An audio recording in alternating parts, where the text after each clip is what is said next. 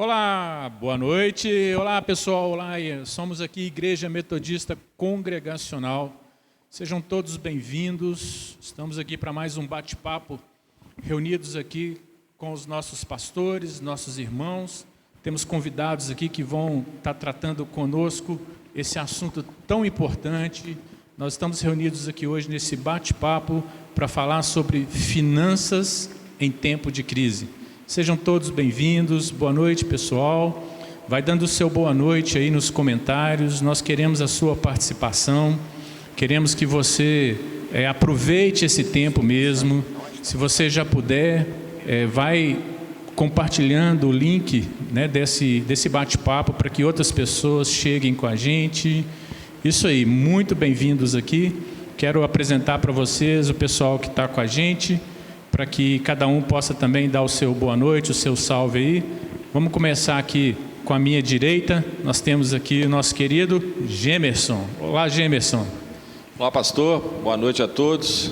Sejam bem-vindos e espero estar tentando ajudá-los aqui no que for possível. Mandem suas perguntas que a gente vai tentar responder aqui com o maior prazer e tirar dúvidas de todo. Um grande abraço aí a todos. Muito bom, Gemerson. O Gemerson, ele é professor do curso CRAU, trabalha com essa questão das finanças à luz da Bíblia, né, Gemerson? E isso vai nos ajudar muito aqui, né? Vai, com certeza. Muito bom. E a gente tem aqui também conosco, queridos, o irmão Rogério Guimarães. Rogério, dá o seu salve aí. Boa noite, queridos. É um prazer estar aqui, prazer estar entrando aí na sua casa, ou no seu carro, ou na rua, sei lá onde é que você está, mas de onde você estiver, que Deus te abençoe. E como o Gemerson disse, a gente está aí à disposição dos irmãos e pedindo que o Senhor nos abençoe para tratar desse tema tão atual, tão interessante e para uns tão sufocante. Deus nos abençoe. Isso aí, Rogério, você vem de uma carreira aí na área bancária, financeira, não é isso? Isso. Eu estou aposentado já há 8 anos, eu hoje tenho uma consultoria financeira, uma empresa de consultoria, e trabalhei durante 32 anos no Banco do Brasil, sendo 20 anos na gestão de agências e contas de pessoa jurídica, pessoa física, empréstimos, etc.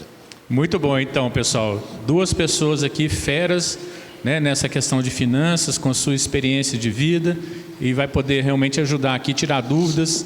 Então, se você tem dúvidas sobre negociação de dívidas, você tem questões relacionadas, né, a finanças, como lidar com investimentos, quem sabe a gente pode estar respondendo ou orientando aqui.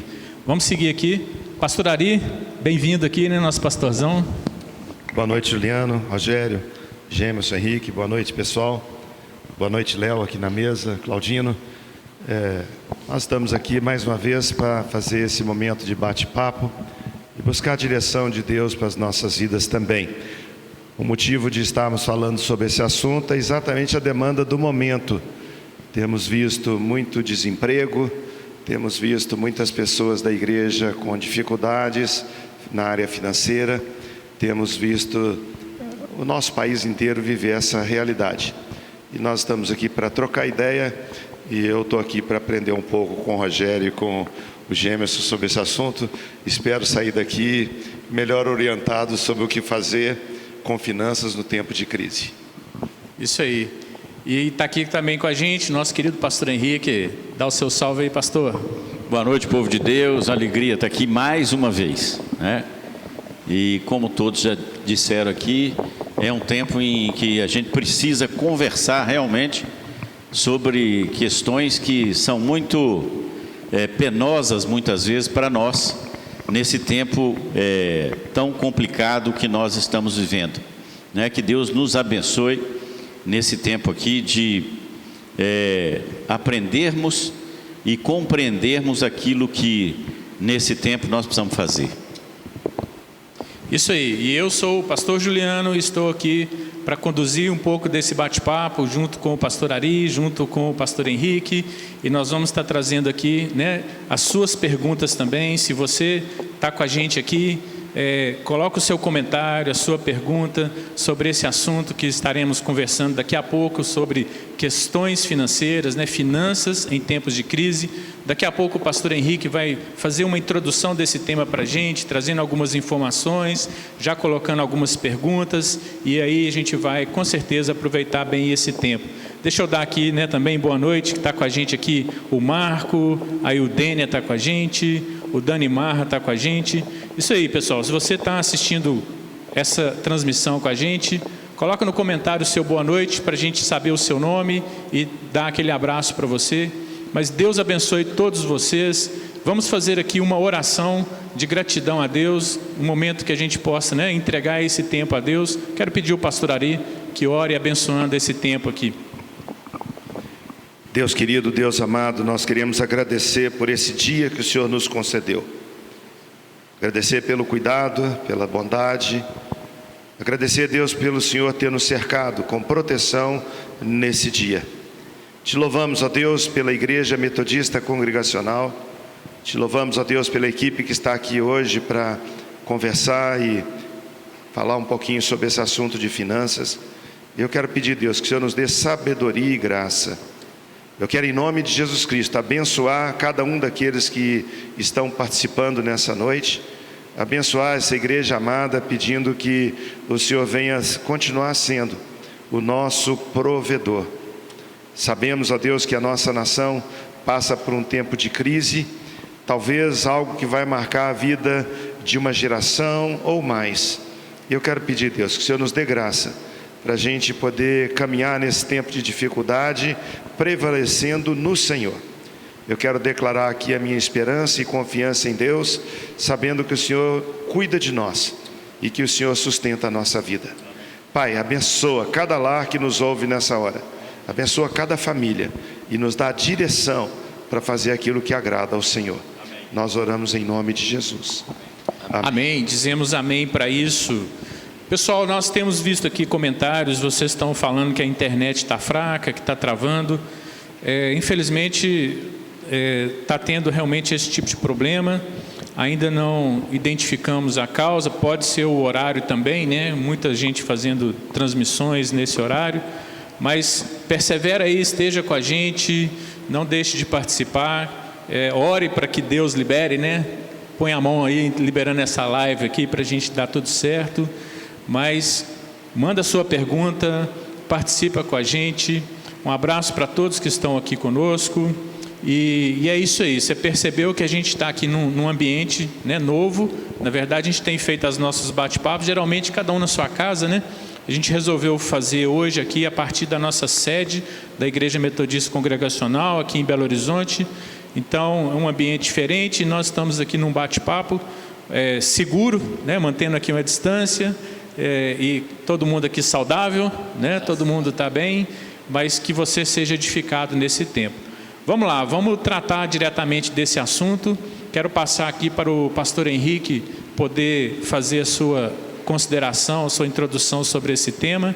Mas antes do pastor Henrique falar, quero lembrar você que nós temos diversos eventos aqui acontecendo na igreja, online. Nós temos também várias ações da igreja nesse tempo de Covid, de pandemia. Então você pode procurar essas informações no nosso site, www.imcbh.com.br. Consulta lá, se você tem dúvidas, liga aqui para a igreja, você pode falar com a nossa secretária Anúcia no 3245-9009. Então nós estamos funcionando, não estamos totalmente parados, temos atividades administrativas ao longo da semana, os pastores estão disponíveis para atendimento, para aconselhamento.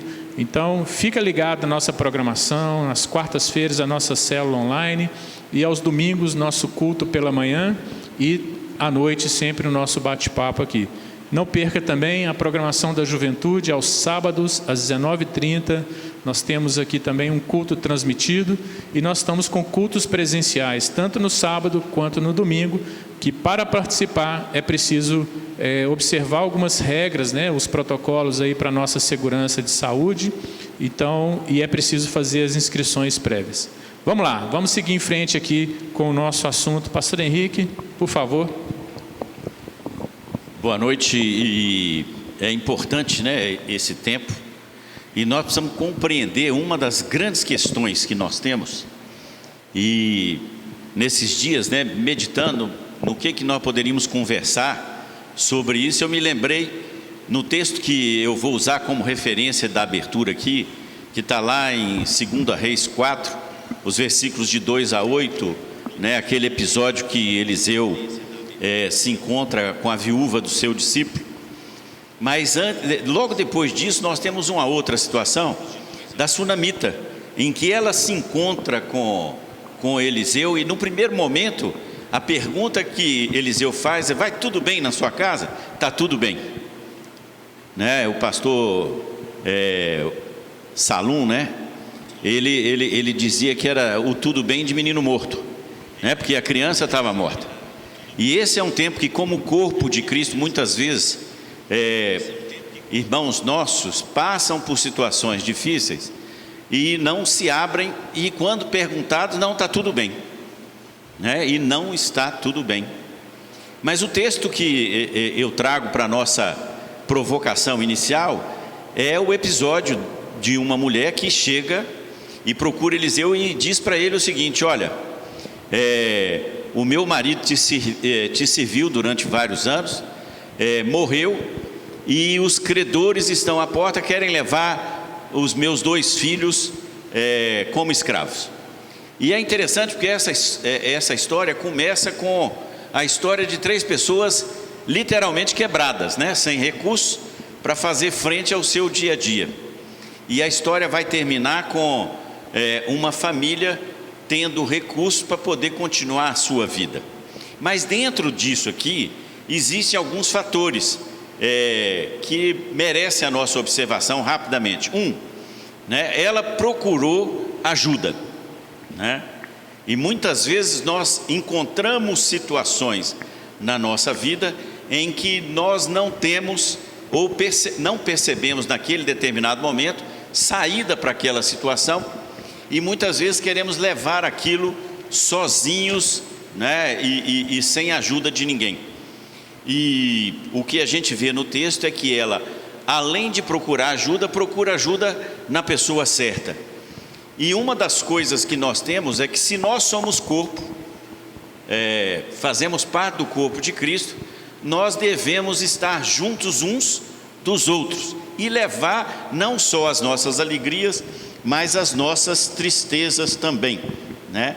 E aí, muitas vezes nós temos amigos, temos relacionamentos, e como a crise se abate sobre nós, a gente perde a capacidade de pensar, né? E a gente vê aqui que a solução inicial da vida dela estava dentro da própria casa que ela tinha. E na verdade Eliseu instrui essa mulher a buscar ajuda com os seus vizinhos, aquilo que a gente está reforçando. E me veio à mente, né, saiu até na mídia, num canal de televisão, a experiência do nosso irmão Carlos Magno, né, que é um fotógrafo, tem nos ajudado aqui, ajuda no louvor, tem nos ajudado aqui nas transmissões. É um fotógrafo de profissão, ele tem seu estúdio, mas nesse momento de crise não tem casamento, não tem festa de aniversário. E o que o Carlos Magno fez? Ele procurou soluções criativas para enfrentar esse momento de dificuldade. Passou a buscar aqui no entorno da nossa cidade situações as mais interessantes. Ele está vendendo hoje produtos, né, da roça, e está conseguindo sustentar a sua família, né? Então, o que isso significa? Muitas vezes uma ajuda de alguém, ou uma ajuda, né, daquilo que nós podemos pensar em alternativas novas para poder buscar outras alternativas de sobrevivência. Então, nós sabemos que nós temos um Deus que toma conta da gente. Então, nesses momentos também, nós temos que ter fé naquilo que Deus prometeu, né? A palavra de Deus diz que jamais vi um justo mendigar o pão. Então, como fazer isso? E é o tempo aqui da nossa conversa hoje. E nós vamos então começar a passar aqui o nosso bate-papo um com os outros aqui. Pastor Henrique, podia falar rapidinho Claro. aqui sobre esse texto? Esse texto, para quem não sabe, está em 2 Reis, né? 4, de 2 a 8. Esse texto, ele é um manual de como sair da dívida. Impressionante que você lendo esse texto direito, eu faço isso nas minhas aulas, ele fala como sair da dívida. Tem uma mulher, né, que vem um credor para pegar os filhos, porque naquela época os filhos, ele pegava os filhos. Então a primeira coisa que a gente tem que fazer quando tem dívida, o que ela fez? Reconheceu que tinha dívida. E isso é muito importante no mundo espiritual também, você reconhecer que deve. Então primeiro ela reconheceu e depois falou assim, orou, claro, Deus deu para ela assim, vá falar com Eliseu. Aí ela foi falar com um homem, que a gente tem que colocar pessoas certas para falar com a gente, que pode ser que haja uma outra pessoa ali, vai para um outro caminho. Então ela foi na pessoa certa, então recorreu à pessoa certa, né? Depois, o que ele chega, ele fala para ela, o que você tem? Então o que nós temos? Nós temos que avaliar os nossos bens, o que nós temos hoje, para de repente eu vou ter que vender alguma coisa hoje. Então ele falou, o que você tem? Ela na hora falou, eu não tenho nada, mas nós hoje temos alguma coisa, e onde nós podemos vender bens, é para isso, gente. Tem hora que nós temos que desfazê-lo agora, para arrumar a casa, e logo depois Deus vai abençoar e vai dar o bem de novo. Então ela foi, pediu, né, para avaliar os bens. Depois disso, o que ele falou assim? Ela pediu para a família ajudar. Quem é a família? São os filhos ali no caso, né? A gente tem que ter ajuda familiar numa hora dessa, tem que perguntar ajuda, e ajuda de quem está perto. Foi o que o pastor Henrique falou aqui. Nós estamos na igreja, de repente a pessoa vem, conversa, nós estamos aqui para tentar ajudar. Então isso também faz parte E Gêmeos, só você vê aqui, ó, só aqui agora nós temos 2 pessoas que fazem parte do nosso corpo aqui, a Igreja Metodista Congregacional, você, o Rogério, e outros que temos na igreja que mexem na área de finanças, que podem ajudar aqueles que num determinado momento têm dificuldade. Então temos pessoas com capacidade para ajudar a gente. Sem dúvida. Outra coisa importante que aconteceu é que depois que ela ouviu a palavra, ela obedeceu o que a pessoa falou, porque muitas vezes você vai perguntar, mas você já quer aquela resposta que você vai fazer, e muitas vezes não é aquela resposta. Ela ouviu, obedeceu e teve, como eu falo, aquilo foi bênção na vida dela, né? Ela teve então, aí ajudou, teve um planejamento, ela pegou vasilhas dos vizinhos, que no caso aqui somos nós que estamos para tentar ajudar, e foi abençoando, que ela no final, o que aconteceu? Teve tanta bênção que ela pagou todas as dívidas e ainda viveu do resto. O que sobrou, Deus deu tanto que tudo que ela fez, que ainda viveu do resto. É o que a gente vai fazer, tentar fazer, pagar as dívidas, depois poupar mais, para a gente ficar tranquilo para frente. Ô Gêmeos, interessante esse texto bíblico que o pastor Henrique trouxe e os seus comentários aqui, porque ele mostra o seguinte, que aparentemente um texto que é uma história qualquer, mas você citou aí muitos procedimentos. São princípios, né? Princípios, né? Que a Bíblia traz para a gente. A Bíblia é um livro que serviria também de um manual financeiro. Isso é uma visão interessante? No meu caso, principalmente, que o curso que eu dou, o CRAU, é finanças através da Bíblia.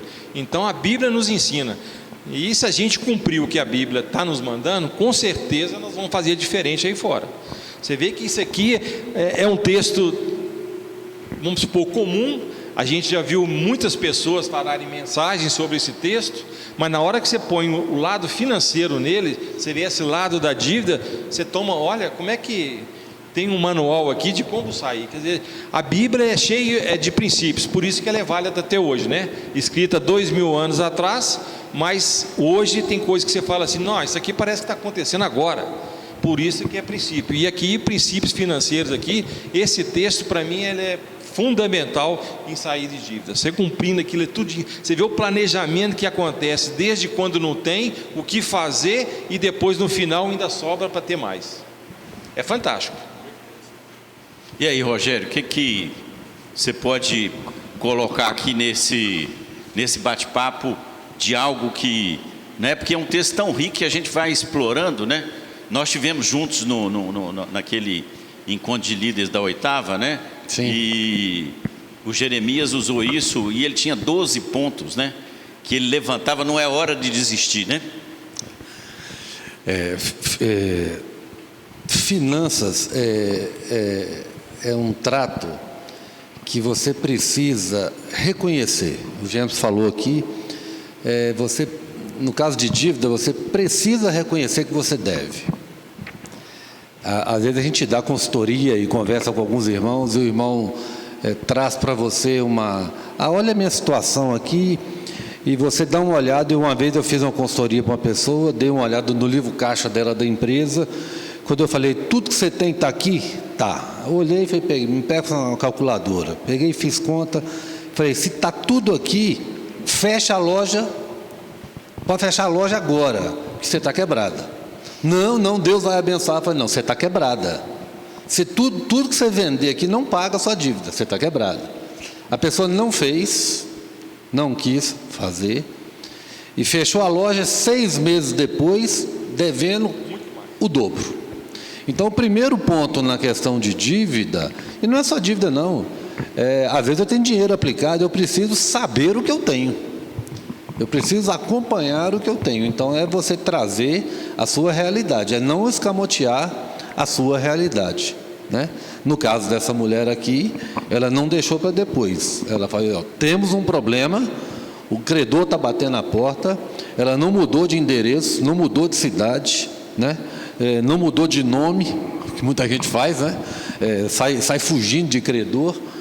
Não, ela assumiu a dívida, assumiu a situação e foi atrás de ajuda. Então, esse é o primeiro ponto basilar, é você reconhecer a sua situação. A segunda questão é a questão familiar. No acompanhamento que a gente faz, muitas vezes a família mais atrapalha do que ajuda. Porque no caso familiar, quando você reconhece que você tem uma dívida, por exemplo, vai afetar toda a casa, então todo mundo vai ter que apertar. E no geral, fala, não, eu não quero perder meu celular, não, eu não quero deixar de ir no McDonald's. Não, vai afetar todo mundo. Então, toda a família tem que estar junto. É o que o James colocou aqui. É preciso que todo mundo esteja junto. E aí, até dentro disso, há poucos dias, conversando, né, a gente liga aqui para irmãos na igreja. E como é que fica essa coisa de família, gente? Eu queria ouvir aqui todos. Até porque no curso de noivo, muitas vezes, assim, a mulher e o homem falam assim, não, eu até me lembro uma vez, uma menina perguntou assim, ô pastor, o meu dinheiro é para o meu manicure e fazer o sacolão? Então, uma pergunta, como é que nós ficamos dentro desse ponto aqui, de envolvimento da família, não só no momento de crise, mas no todo do orçamento familiar? Como é que nós ficamos com isso, Rogério? E aí depois o James... Orçamento familiar, ele é algo que deveria ser conversado dentro de casa. Nós homens, nós temos esse defeito de centralizar toda a autoridade da família em nós, e a gente não quer compartilhar, né? A gente passa aperto sozinho. A gente que é homem normalmente acha que é fraqueza você falar, gente, eu estou com um problema. Então, o primeiro momento é você chamar a família toda para conversar. Se o orçamento gasta-se em toda a família, é importante que todo mundo participe da conversa. O ideal era que toda a família pudesse decidir onde passar férias, como fora, não como fora, né? Então, assim, a importância da família nesse sentido, para que você saia de uma situação que hoje está ruim e que ela seja boa para todo mundo. Porque senão você tem desagregação familiar. A gente vê demais isso, né? Filho que... Eu dou consultoria para uma médica, que O pai tem um problema sério financeiro, a família tem um problema financeiro por causa do pai, a empresa do pai. O filho saiu de casa. O filho não aguentou a pressão e falou: não dou mais dinheiro para o meu pai. Por quê? Porque o pai não assume, não reconhece a sua dívida. Então eu falo para essa médica e para a mãe, né? Olha, é preciso convencer o marido a tratar tudo em família, porque daqui a uns dias sai a menina de casa e não resolve o problema. E aí você tem problema de decisão familiar, é outra questão, né? Entendeu? E aí, gente? Eu acho que tudo em volta de uma mesa é muito bom, se resolve, e principalmente dentro de casa. Então, assim, em volta de uma mesa, na hora que você está ali, chama a família toda, esposa, marido, filhos, vamos conversar sobre finanças também. Olha, é o que o Rogério falou, não é só agora no que está ruim, não. Gente, nós vamos viajar nas férias, para onde nós vamos? Nós precisamos de guardar um pouco mais para a gente aproveitar ali na frente. Então tem que ser conversado. Agora, o Rogério falou ali muito do homem, mas tem muita mulher, esposa, que ele sabe lidar melhor até com que o homem nisso, que ela lide. Que o homem tenha, olha, a capacidade de, não, pode ligar aqui, pode fazer o orçamento, fazer tudo aqui, nosso dinheiro é todo num só. Lá em casa mesmo é assim, meu dinheiro de repente dá para me pagar todas as minhas contas, então eu pago as contas. O dinheiro da Miriam não precisa de pagar a conta, então o dinheiro dela é para a gente passar férias, então ela guarda para a gente passar férias. Aí não é, a mulher fala, não, o dinheiro é meu, é só meu, eu vou para ali para a cabeleireira, vou para isso, vou para aquilo e esquece as outras coisas. Não, é o que o Rogério falou, é família, família é todo mundo. Vamos pagar, não dá para pagar, o seu dá para pagar o quê? O seu dá para ajudar o quê? E nisso aí todos estão juntos, trabalhando junto, as coisas funcionam junto e não tem aquele problema. Quando dá errado, eu não te falei, não era para fazer aquilo, e isso aí dá uma causa muito grande de briga de marido e mulher. Sim, essa hora então assim, quando está todo mundo junto, se deu errado, nós estamos juntos para levantar, e se deu certo, glória a Deus, vamos aproveitar o que deu certo. Henrique, fala, pastor. Quando a gente vive esse momento agora de uma crise mundial, uma crise que pega a nossa nação de ponta a ponta, a gente se torna igual a todo mundo naquilo que a gente está. Mas, na verdade, se a gente tiver a observação e olhar direitinho, nós vamos ver que o erro, às vezes, a dificuldade que nós estamos passando, ela está refletindo agora por causa dessa estrutura toda nacional. Mas já é algo que a gente já vivia no passado. Um padrão de vida que a gente nunca quis descer. Numa época de vaca gorda, que era hora de ter uma poupança, de ter uma reserva, de ter um planejamento do futuro.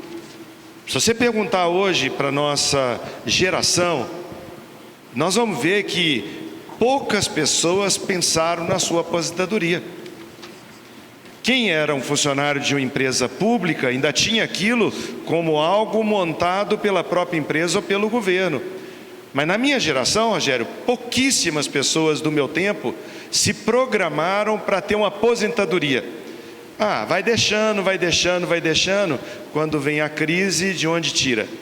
E quando você chega nesse momento que está falando da família, reunir a família e falar, escuta, nós vamos cortar esse tipo de coisa, vão entregar a conta do clube, a cota, nós não vamos...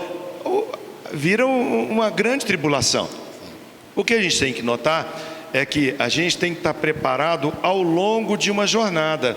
Agora nós estamos vivendo um momento que praticamente pegou todo mundo. Nós estamos vendo aí grandes empresas fechando, gente que tinha um grande patrimônio perdendo, gente que arriscou. Nós sabemos que tem coisas que ao longo da história o nosso negócio às vezes não dá certo. Eu já investi em coisa que pegou dificuldade, não era o caminho certo. E eu já perguntei para Deus, mas Deus, eu fiz a coisa certa. Eu me lembro quando a gente montou um negócio de cogumelo do sol há um tempo atrás. A gente fez a coisa certa, legal, não tinha nada escondido, tudo certinho. Mas de repente deu errado. Então, estar em alguma coisa que não dá certo e passar por uma dificuldade, isso, vamos dizer, é natural. Sim. A gente entende que o que nós precisamos fazer é estar atento para pensar um pouco no futuro. O meu avô usava uma expressão, Gêmeos, dizia o seguinte: a gente nunca deve colocar todos os ovos no mesmo balaio. Então eu sei que você deve falar sobre isso daqui a pouco, sobre como diversificar, como a gente tentar outras alternativas, quais são os outros exemplos. Porque se a gente focar tudo numa direção só, por exemplo, hoje, um camarada que pegou o patrimônio dele, lutou, batalhou tal, e montou um ponto comercial, lá no BH Shopping. 4, 5 meses, shopping fechado. Muitos funcionários, conta para vencer, financiamento, ele está quebrado. Então, às vezes, não é que ele foi relapso. Existem acontecimentos que podem nos levar à bancarrota ou alguma dificuldade.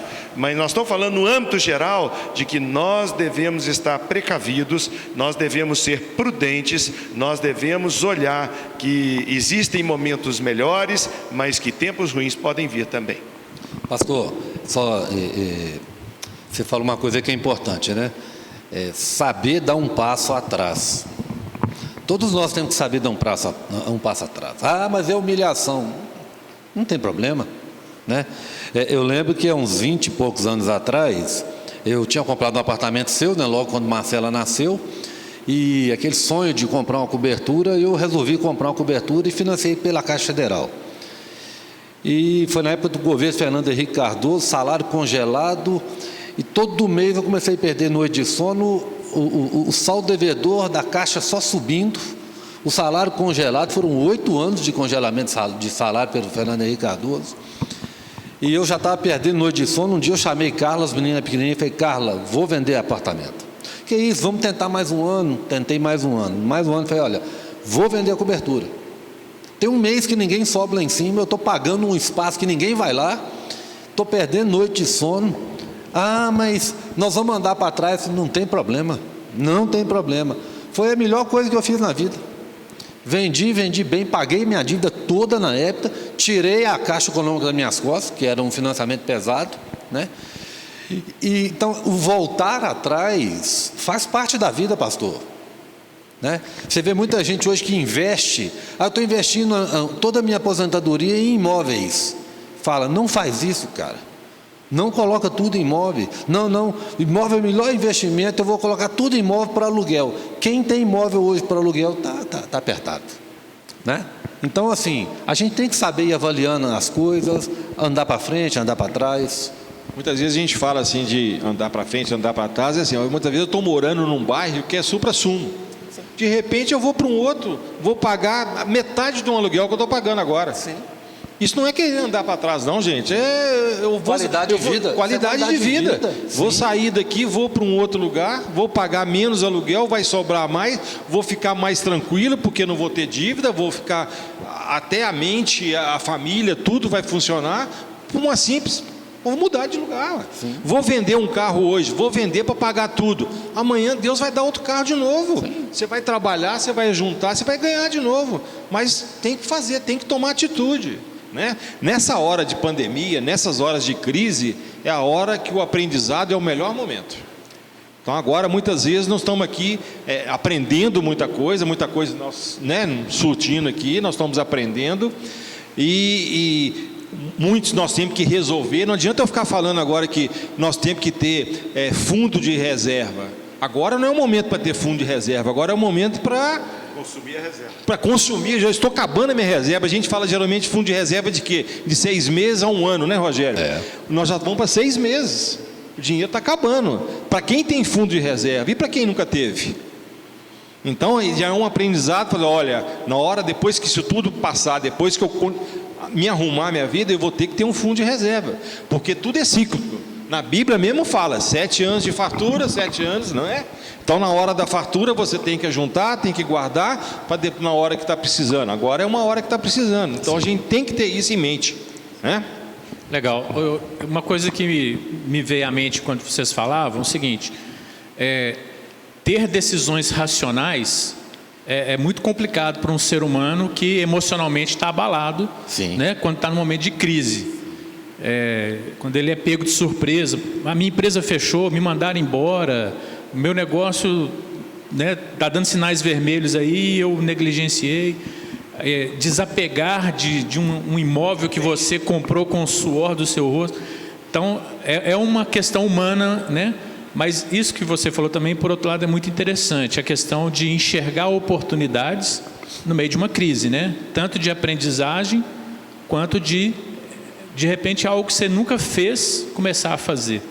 Mas eu queria colocar uma questão aqui, dentro disso, é o seguinte, a questão da educação financeira.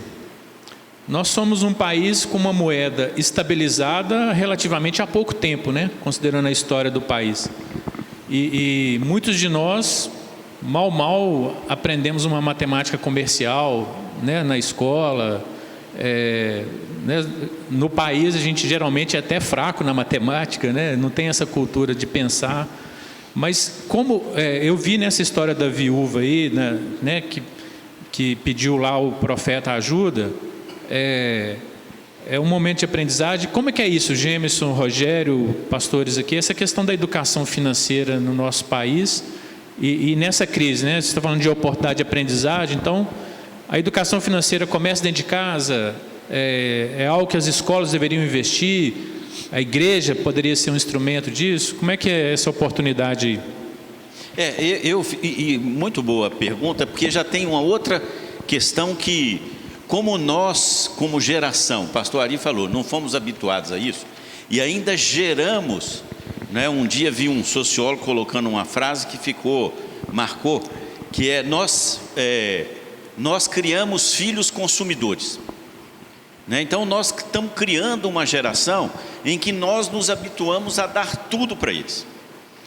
né? E sem muito sentido das coisas muitas vezes, porque não temos a educação financeira, né? Não somos um país que, né, o pastor Ari comentou, nós não fomos habituados para isso. Quando eu comecei a trabalhar, você trabalhava dentro de uma perspectiva de que você teria no final 20 salários de aposentadoria, né? Eu contribuí com isso. Ao longo do tempo foram feitas reformas em que caiu para 10 e esse salário já não é mais aquele salário. Então, assim, mas na verdade, né, pastor, nós não tivemos esse ensino, e ele é importante de ver que nós temos uma igreja que tem pessoas com capacidade suficiente para nos instruir, e aí vem um apelo, né? Talvez você não se ache, né, na condição, mas vamos investir nessa próxima geração, né? Vamos investir em nós mesmos, porque é no tempo de crise que a gente aprende. Então eu vejo que é muito importante, um novo caminho na nossa vida, que a gente não dá valor, mas que tem que dar. Aproveitando um pouquinho esse assunto sobre a educação administrativa, isso não anula também o lado espiritual da coisa. Não anula a instrução bíblica, como o Gemerson falou, do curso que a igreja oferece sobre finanças através da Bíblia.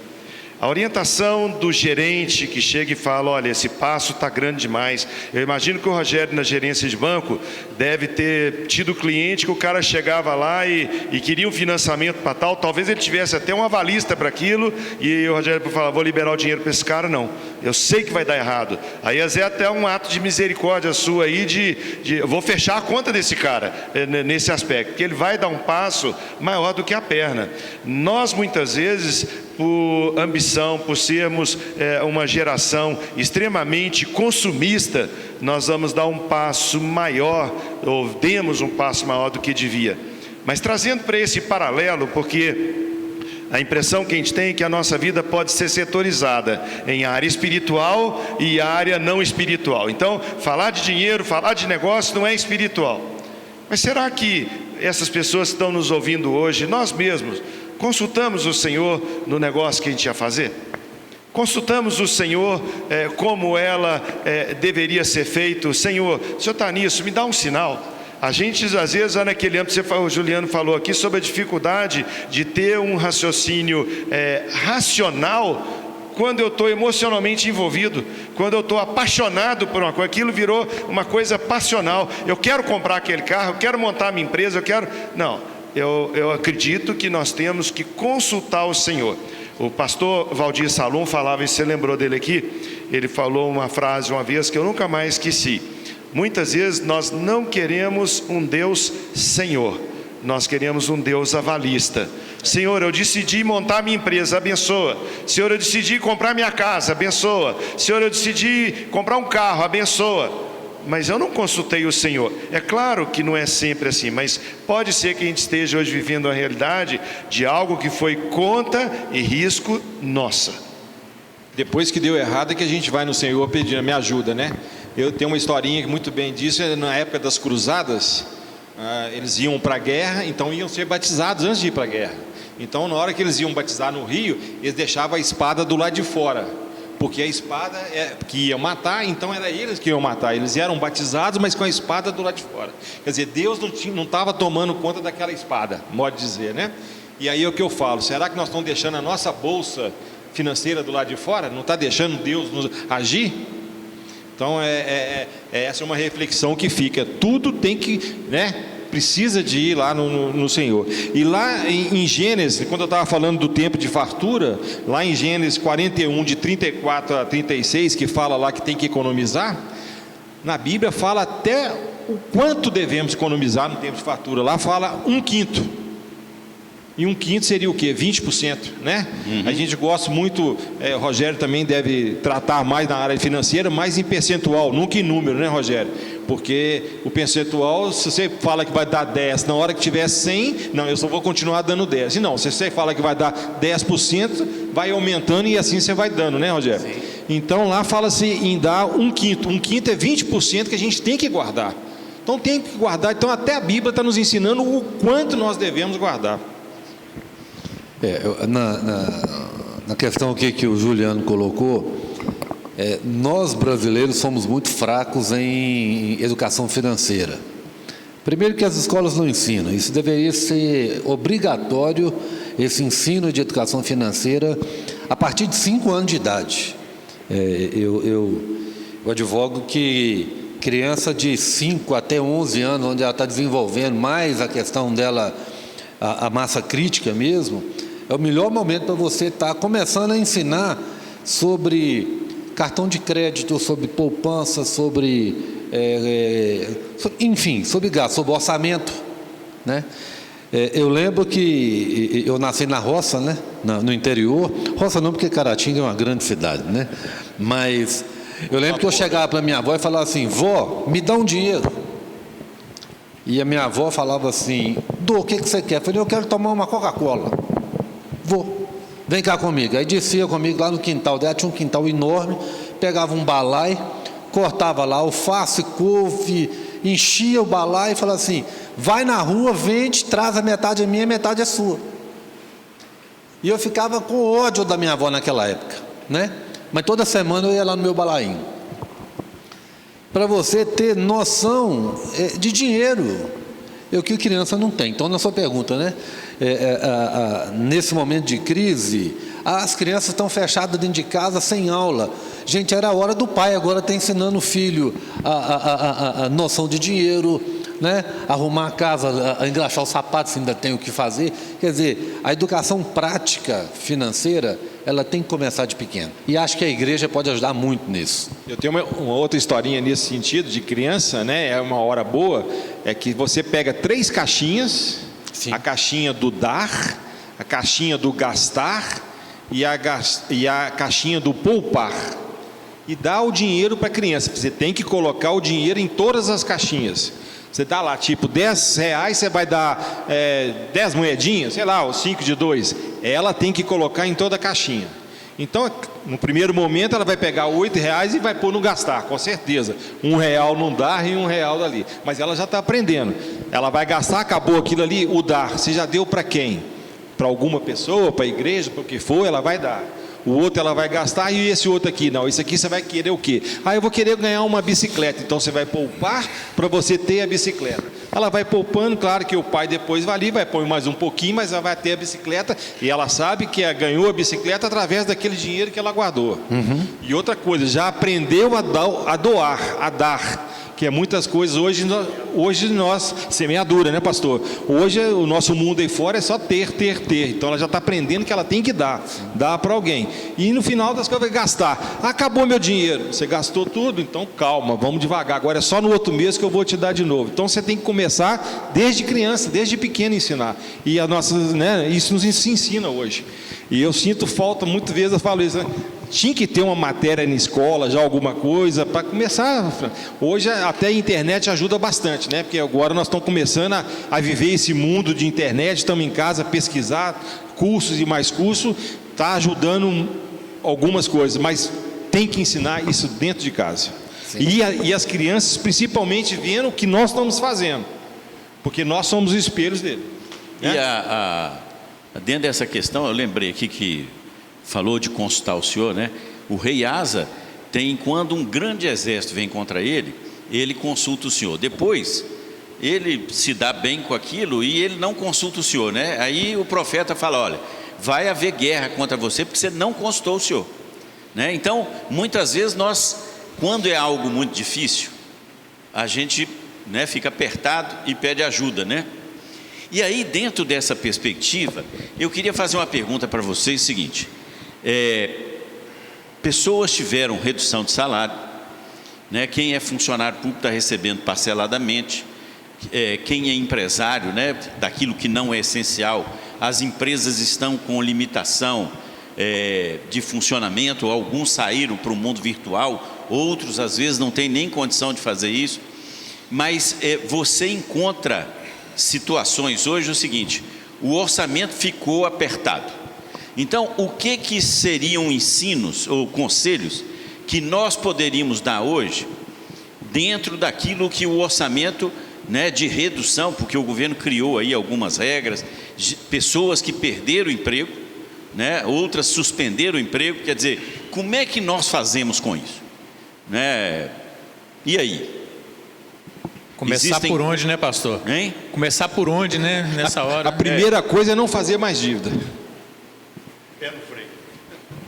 Primeira coisa que tem que fazer é não fazer mais dívida. Vamos com calma. Estamos com dívida, então vamos com calma. Vamos ver, não fazer mais. Verificar, Rogério pode até qual é de maior valor, maior juros, para se pagar primeiro, para evitar problema. Tem empréstimos aí que pode ajudar, né, Rogério? Você pode falar sobre isso aí. Claro que nesse momento, agora nós temos que falar assim, ajudar a como resolver. Isso. Não é? Nós sermos agora assim, olha, eu preciso pôr um pé no freio, existem dívidas que estão aí, nós podemos até decompor essas dívidas assim, o aluguel, o cartão de crédito, o cheque especial, que outras possibilidades, né, o financiamento de um carro, né, vocês já comentaram aqui, de num determinado momento desfazer do patrimônio, né, porque ele cria a condição de estancar, né, grandes financiamentos. O que nós podemos fazer hoje, né, para orientar o nosso povo assim, olha, nós precisamos acertar o nosso orçamento a uma realidade que a gente está vivendo. Passa primeiro pelo reconhecimento de quanto você gasta por mês, né? Então o ideal é você sentar, colocar no papel, eu gasto tanto em despesas da casa, aluguel ou financiamento imobiliário, se a casa já é própria, glória a Deus, né? IPTU, enfim, condomínio, luz, internet, toda essa coisada toda. Coloca tudo no papel, né? E você vai ver lá, houve redução de salário e a pessoa nem endividada está. Glória a Deus, né? Mas se o salário diminuiu, você vai ter que diminuir o padrão de vida. Isso. Numa pandemia vai durar pouco, não sabemos, ninguém sabe.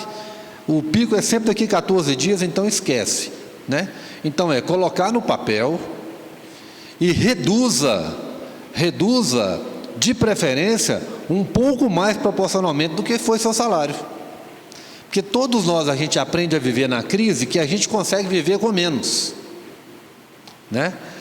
Então, eu peço comida na rua, pare, faz comida em casa, muito mais barato, né? Não sei fazer, gente, internet ensina tudo, até eu estou cozinhando, internet ensina tudo, então passa por isso. Ah, não, eu tenho dívidas, então a gente precisa conversar. Eu tenho dívida de cartão de crédito. Resolva imediatamente o cartão de crédito. Amanhã, segunda-feira, resolva amanhã até as 4 da tarde, você consegue. Por quê? Porque o banco pode te dar um CDC para você pagar, o valor que você paga mensal, você vai pagar anual por um CDC para quitar seu cartão de crédito. Eu estou rolando o meu cheque especial, quite o seu cheque especial. De preferência, acabe com ele, né? E você consegue negociar com o banco. Existe hoje no mercado o que chama portabilidade. Eu tenho um empréstimo imobiliário, eu pago 10%, vou chutar um banco que não existe mais, porque não tem problema, né? Eu pago 10% no Bamerindos. Gente, a Caixa hoje está fazendo empréstimo imobiliário com 3,8% mais IPCA. Isso dá 7% ao ano, né? Então, vá na Caixa e fala, eu tenho um financiamento de 10%, vocês aceitam? Venda o seu crédito para a Caixa. Os bancos hoje estão lutando para ter crédito, para comprar o seu crédito. Então, você consegue diminuir juros, é o que o Gêmeos falou aqui, diminua os seus juros. E o que você falou aí é o que a Caixa está dando por ano, né, Rogério? Por ano. Você pega um cheque especial ou um cartão de crédito... É por mês. Por mês. É por mês. Então, assim, você pensa bem, a rolagem o rendimento de um ano em um mês você se perde. É uma pessoa que começa a rolar, pagar o mínimo do cartão de crédito, ele não paga mais, pode esquecer, ele não vai pagar mais o cartão, né? Vai virar uma bola de neve, né? Por quê? Porque os juros de um cartão de crédito do rotativo, ele é no mínimo 10%, mas normalmente você não consegue rolar no dia, você tem inadimplência, você vai pagar 14%, 15%. Em 4 meses, você já pagou mais de 70% do capital que já subiu, então esquece. 6 meses é 100%, já dobrou. Já dobrou.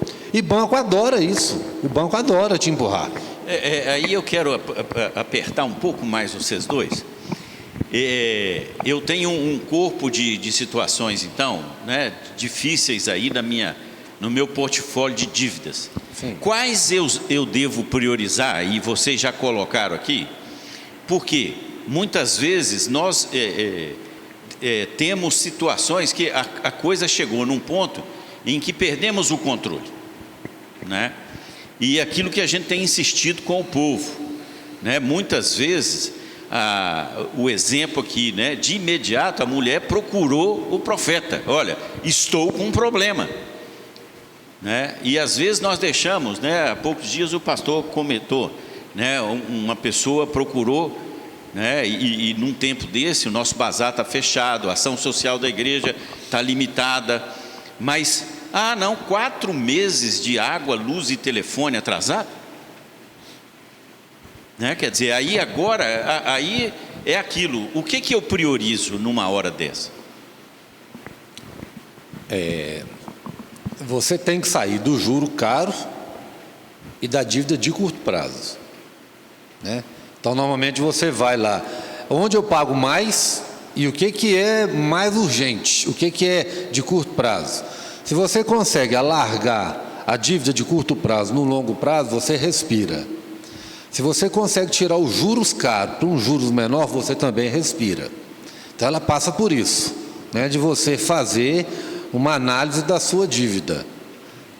Algumas dívidas você consegue renegociar. Aluguel, por exemplo, hoje tem muito proprietário que está renegociando.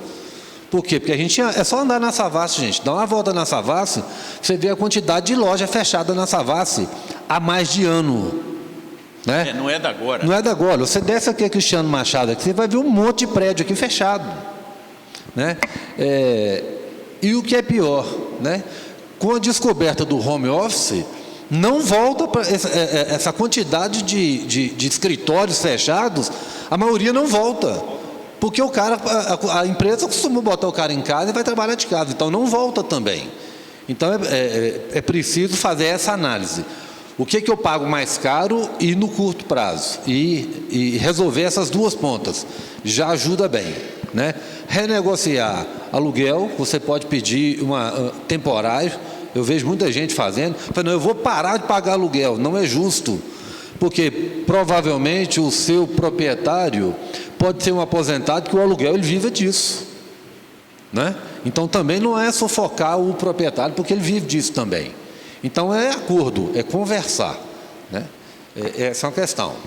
Tem coisas, por exemplo, por exemplo, luz, água, isso não tem jeito. Se você não paga 3 meses, vai ser cortado. Sim. E isso não tem como negociar. Tem depois que você está devendo, você pode ir lá falar alguma coisa. Mas se você não paga, você vai ficar sem. Sim. Então, essa é uma conta, por exemplo, que você tem que pagar. Sim. Agora, as outras, eu acho que tudo é conversado. Tudo é conversado. Se você conversa, mostra a situação, claro que todo mundo tem um perda e ganho que você tem que repartir com todo mundo. Não adianta, como você está falando de aluguel, o cara que não, eu quero. Vai embora, aí você vai pagar dobrado, porque você vai tirar o dinheiro para pagar condomínio, para pagar IPTU do seu. Deixa a pessoa lá pagando isso aí, você está ganhando também. Então, é negócio, né? Agora, tem conta, por exemplo, eu falo, água, luz, não tem jeito, telefone você pode ficar sem. Vou ficar sem, eu não quero telefone agora, hoje é mais telefone que eu compro, o meu telefone agora vai ser de chip, acabou o meu ali no mês, acabou, eu só recebo ligação. Exatamente. Então você tem como, algumas coisas você tem como ajudar, né? Agora, tudo como o Rogério falou, nós temos que estar tudo no papel. E dentro do papel que a gente vai ver, olha, isso aqui é maior, isso aqui é prioritário ou não, você tem que ter disciplina para fazer isso e principalmente pagar as coisas com maior juros. Senão você vai ficando cada vez pior. Eu estava lendo hoje, eu falei de manhã sobre Eclesiastes capítulo 11, e no próprio capítulo 11 fala o seguinte versículo no 4: quem somente observa o vento nunca semeará, e aquele que olha para as nuvens nunca cegará. Um ano passado, eu fiz um curso com a Suzana, e a ênfase do curso é: tem poder quem age. Postergar, julgar para depois, não tomar atitude, que é o que vocês falaram aí, de não reconhecer, talvez seja o inimigo número 1. Se a gente ficar postergando, o Rogério falou, esperou mais um ano, vou segurar, talvez aquele período fala, não, eu vou fazer um negócio, vai dar certo, mas a gente vê que muitas vezes nós não tomamos atitude nenhuma. O camarada está em casa, ele está desempregado, está esperando os outros procurar, é bater em porta, Eu acredito que nós somos culpados de muitas coisas que nós estamos experimentando hoje. Não é por causa da pandemia, ela veio acender, mostrar aquilo que já era nosso erro. Sim. Alguma coisa nós podemos fazer. Sim. O Henrique começou lendo o texto. A viúva, o profeta pergunta: o que você tem em casa? Tem um pouquinho de óleo. Então vai nos vizinhos e pega emprestado. Se a gente age, se a gente esperneia, se a gente corre atrás, pelo menos a gente abre um leque de possibilidade. O camarada hoje está desempregado, ele ficar esperando que, mandei o meu currículo para A, B, ele tem que bater em 1000 portas, vai fechar 1000, ele bate mais 1000, ele tem que correr atrás, ele tem que gastar a sola de sapato. Eu não conheço história de ninguém, assim que a gente vê desses homens que deram certo na vida, que ficaram esperando e a coisa choveu sobre eles. Vocês tentaram, mudaram, como a gente citou exemplo aqui de alguém que mudou, apertou. Dizem que toda mudança gera crise. Às vezes quando nós mudamos, você saiu do banco, foi para uma empresa particular, você abriu seu próprio negócio, dá aquela crise, aquele medo. Mas é verdade também que toda crise gera mudança. Nós queremos continuar fazendo a mesma coisa que fazia e ter resultado diferente? Não vai ter nunca, isso é loucura. Nós temos que fazer algo novo. Acredito que esse tempo, eu estava falando com o Rogério antes da gente começar, vai ser o chinês, sei lá, esses orientais dizem que crise significa oportunidade. Nós vamos ficar espantados com o tanto de gente aqui na igreja, amigo nosso, que vai crescer depois disso. É gente que se virou, é gente que tomou atitude, gente que teve coragem. Mas nós vamos ver também gente, tomara que seja muito pouco ou nenhum, que também acomodava, vai passar, vai demorar só mais um mês, e não tomar atitude. Temos que tomar atitude de mudança, gente. Muitas vezes a gente brinca assim, o Senhor abre porta, mas quem tem que entrar somos nós. Você que tem que dar o primeiro, você que tem que dar o passo para entrar. A porta está aberta, ele abriu, mas se você não for, não tem jeito. E uma coisa que fala muito aí, desculpa estar falando assim, é mudança. Ou você muda, ou você dança. Interessante. É a história da vaquinha, né, Gêmeos? A família acostumada só com aquela vaquinha, acomodada, só aquele leitinho, né? Chega um profeta lá, empurra a vaca para o abismo e aquela família, e agora? O que vai ser de nós? Um ano depois, volta lá, a família se virou, começou a plantar, começou a fazer, né, os princípios que o pastor está falando isso. Agora eu queria trazer uma pergunta aqui, que eu vejo que ela envolve uma questão ética e moral, não sei, né, do ponto de vista até cristão. Por exemplo, o Rogério, o Gemerson, eu já aconselhei pessoas, às vezes, com uma dívida, né, muita dívida, que a renda dela estava sendo consumida completamente em dívida, já tinha renegociado, rolado dívida, ela já não sabia o que fazia mais. E de repente, a única solução para ela parecia ser o seguinte: olha, para de pagar a dívida. Vira para o banco e fala assim: devo, não nego, mas vou pagar quando der. Como é que fica essa solução? Isso é viável? O Rogério, você que trabalhou em banco, né, muitas vezes as dívidas, o banco, como é que o banco enxerga isso? Como é que a pessoa pode realmente usar de meios legais, né? Porque parece que no Brasil tem uma questão de prescrição de dívida após 5 anos, né? Tem isso mais não, Gêmeos? A dívida é a única coisa que passa para o herdeiro. A dívida é algo... Então, se você tem dívida, passa para os seus filhos.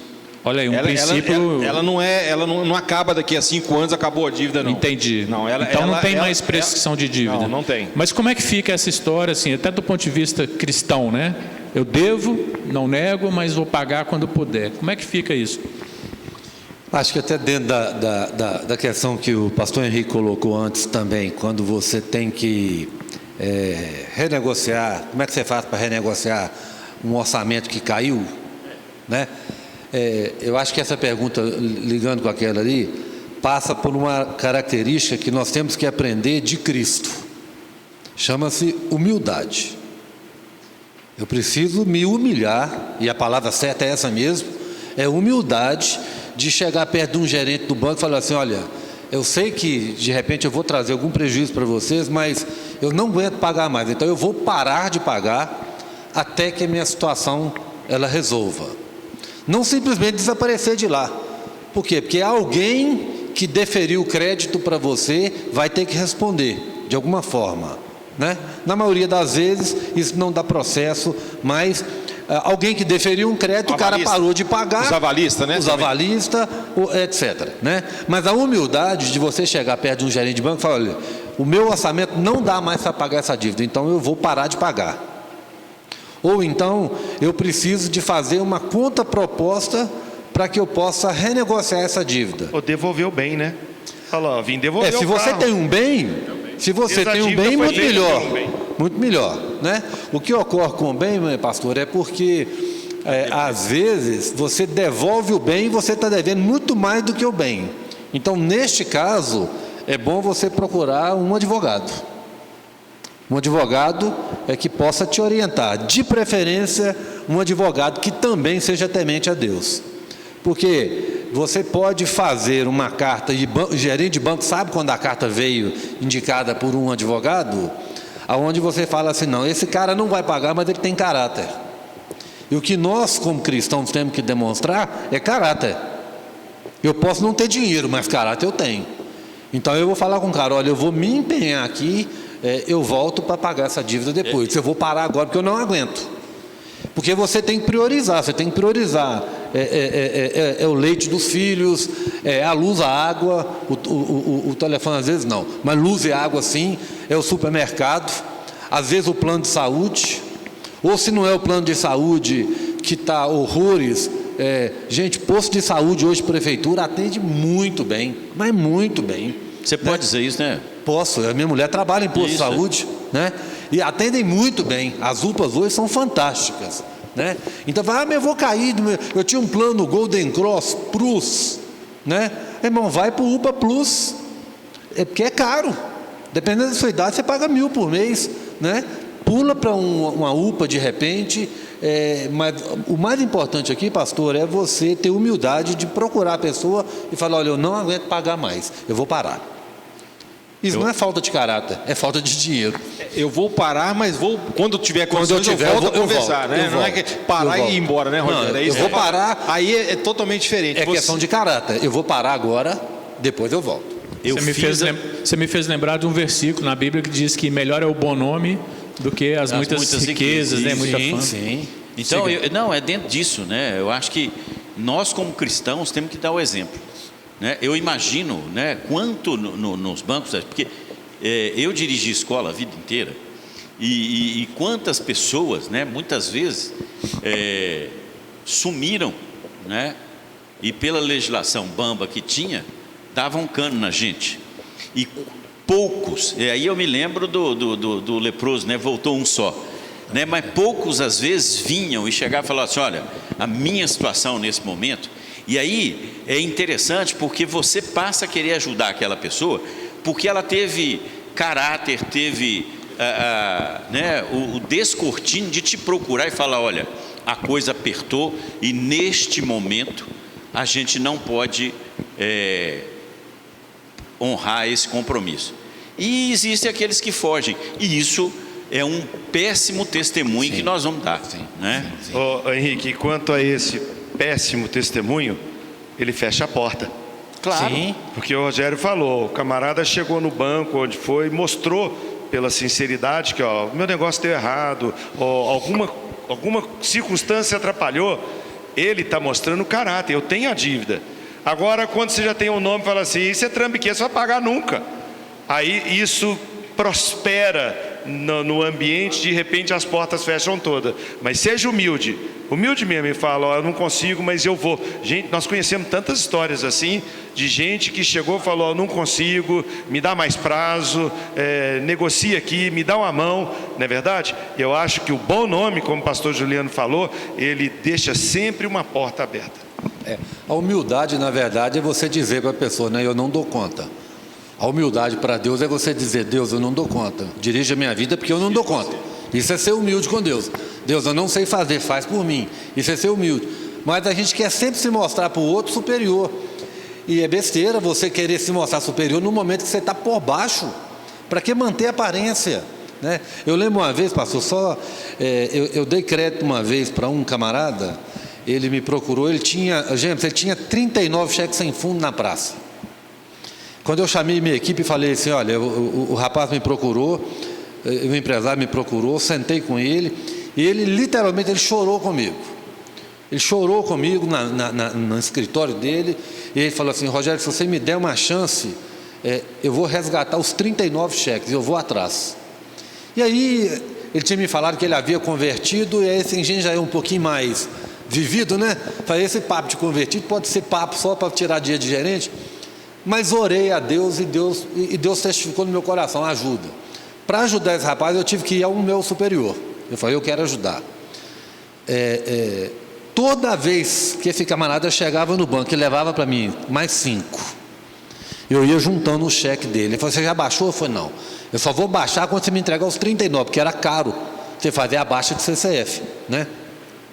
Quando ele entregou o 39º cheque, eu chamei toda a equipe e falei assim: isso aqui é um testemunho de um cristão.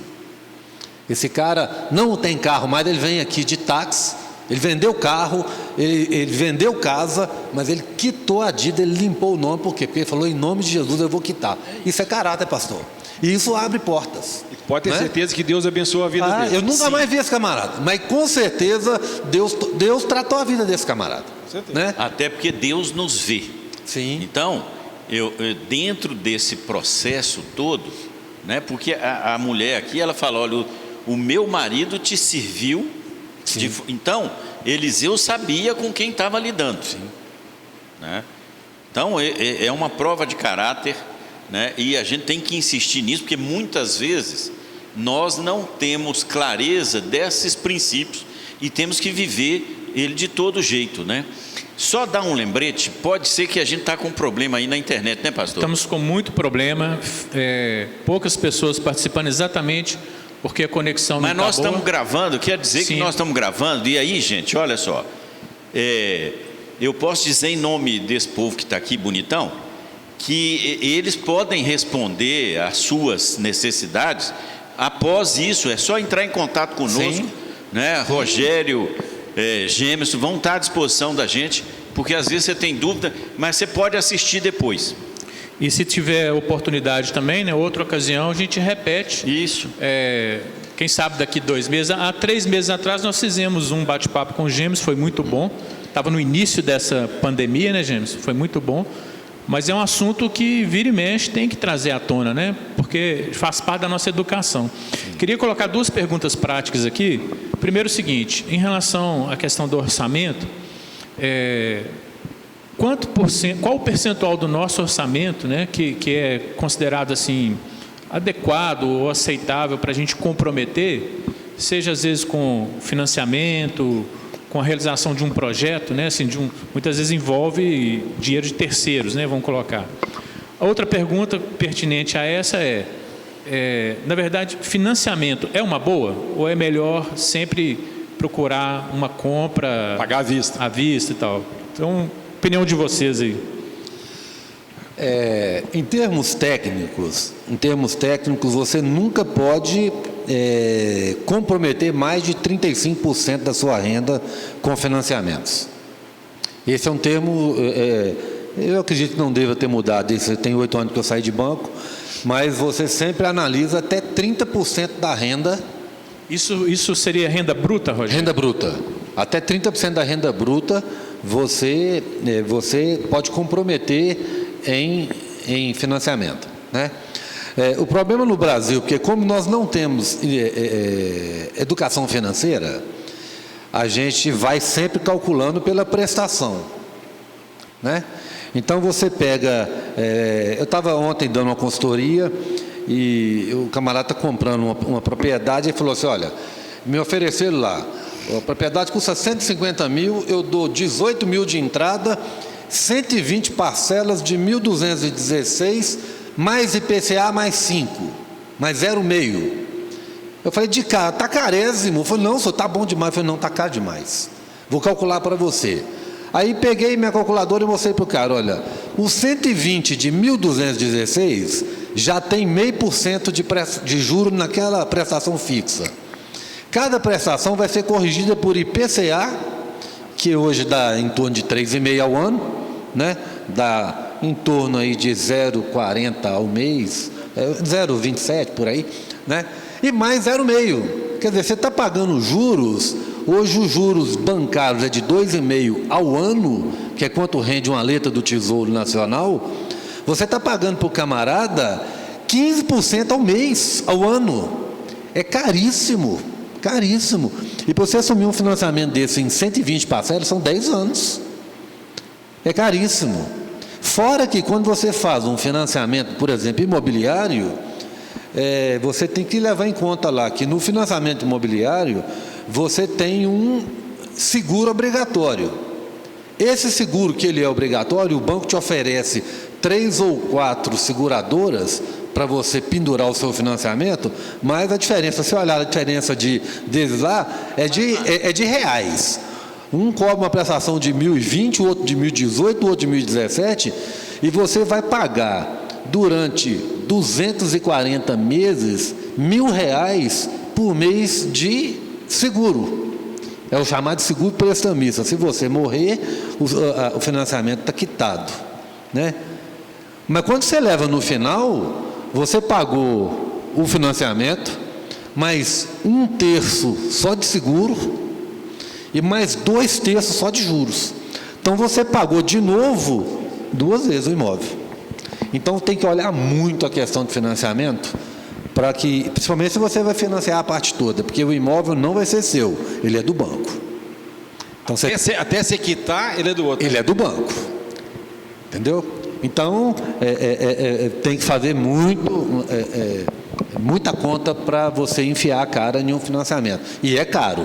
A juros de 2,5, inflação de 3, você pegar um financiamento de 10 mais inflação, é caro. Porque o prazo é longo, né, Rogério? A gente não sabe o que vai acontecer daqui a 5, 6 anos. Sim. Então, de repente, o que nós estamos vivendo hoje, uma pandemia, como é que faz? Não, ninguém estava pensando nisso. Olha como é que um financiamento pode estar dando problema aí. Sim, Quando sim. faz coisa a longo prazo, é pior ainda, né, Rogério? Então você tem que tomar muito cuidado com o financiamento. De repente, vale a pena você ter a disciplina de guardar aquele dinheiro todo mês, fica aí 2, 3 anos pagando um aluguel, de repente, com 5 anos, você dá uma entrada boa, vai financiar E financiar um menos, valor pequeno. aí você, dentro do seu orçamento, você vai Aí conseguir. você negocia com o banco que não precisa ter o seguro. Não é Se verdade? se você pegou menos da metade do imóvel, o imóvel é a garantia do financiamento, não precisa de seguro. Para quê? Não precisa. E Você outra faz o coisa, seguro só do imóvel, não o prestamista. E outra coisa, se eu precisar de vender o imóvel, eu vendo o imóvel, quito o financiamento e me sobra dinheiro. Sim. Uma outra pergunta prática dentro de financiamento.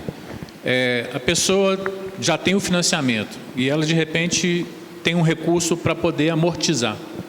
Abater parcelas ou abater saldo devedor? O que é oportuno aí nessa história?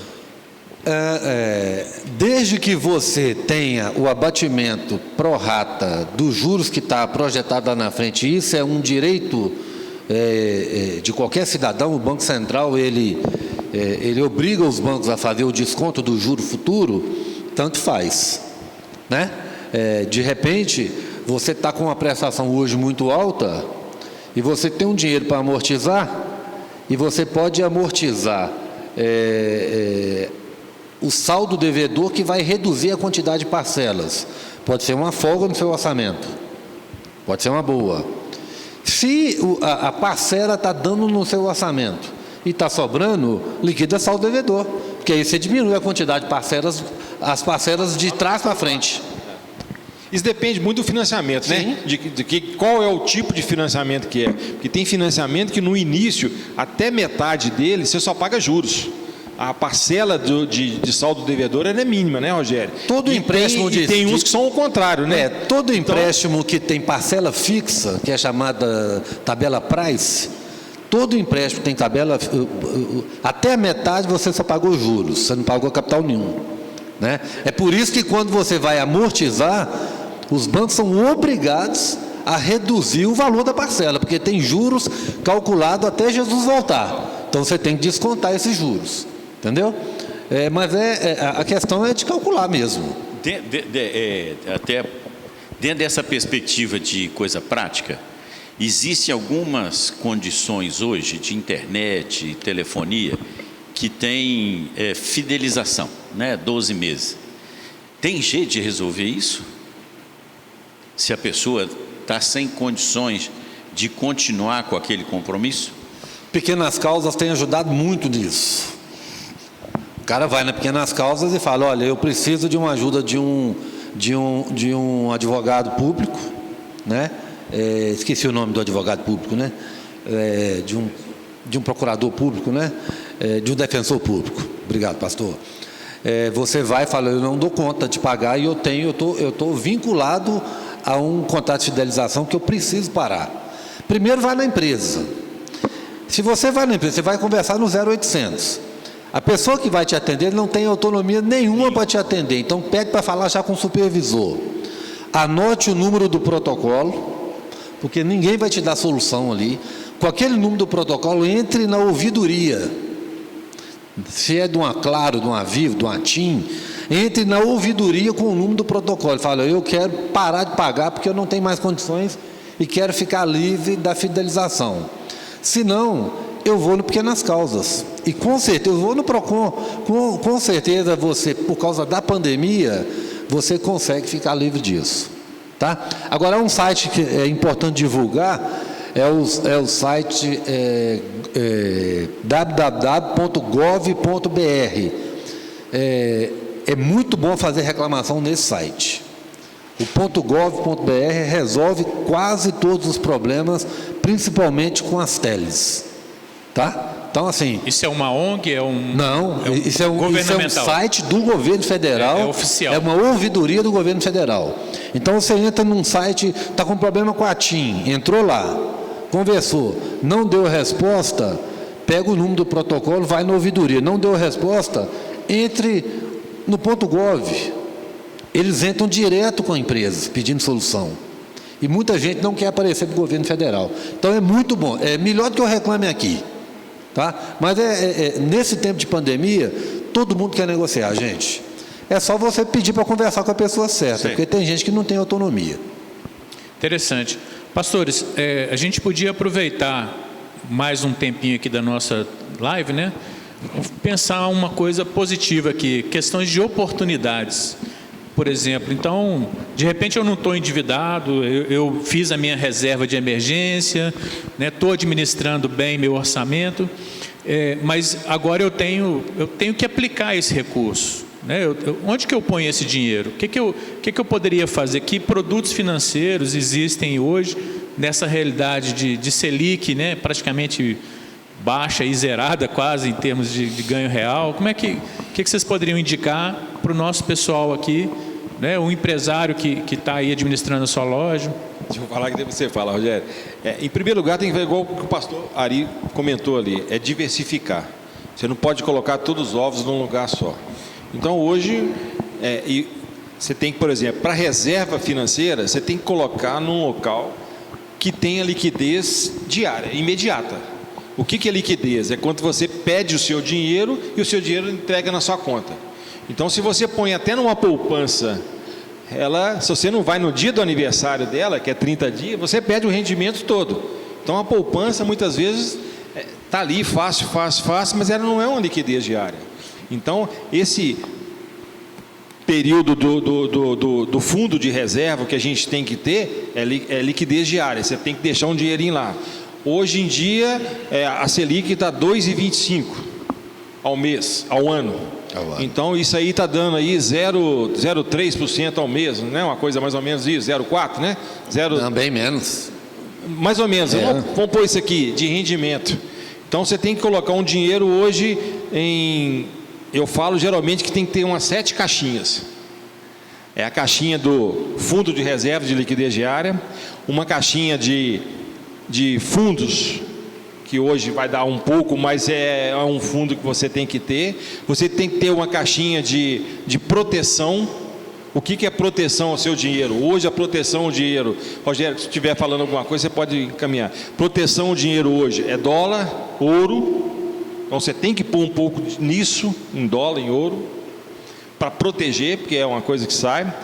Você hoje, a renda variável está dando mais do que um fundo. Não é que está dando mais, gente, você tem que saber até como aplicar. Se você aplicar bem em fundo, tem fundo que está ganhando mais do que ações. Então você tem que saber nisso aí, na hora de negociar, ver onde que é. Eu tenho vários fundos aqui com taxa zero, fundos bons que eu indico no curso. O senhor está falando de fundos, carteira de ações, né? Ações. Não, sem fundos de ações.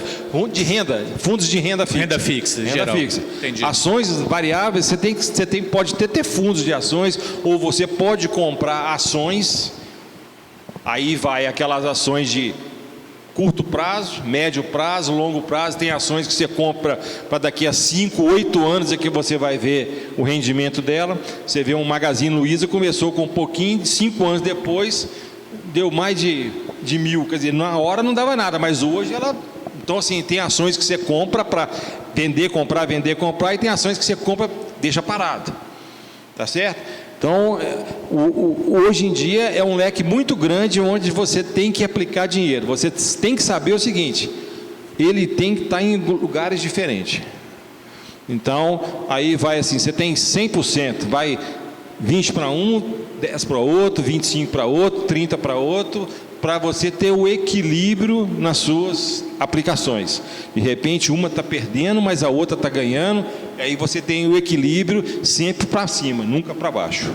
Aí o Rogério pode completar aí, Rogério, sobre fundos, o que você tem lá, e muitas vezes, como você foi gerente de banco, é muito mais fácil, né? Hoje a gente aplica, muitas vezes você tem que chegar no gerente sabendo o que vai falar, né, Rogério? Eu, pelo menos, eu indico muito, olha, pesquisa o fundo antes, vê se os gestores são gestores bons, porque tem gestor aí que...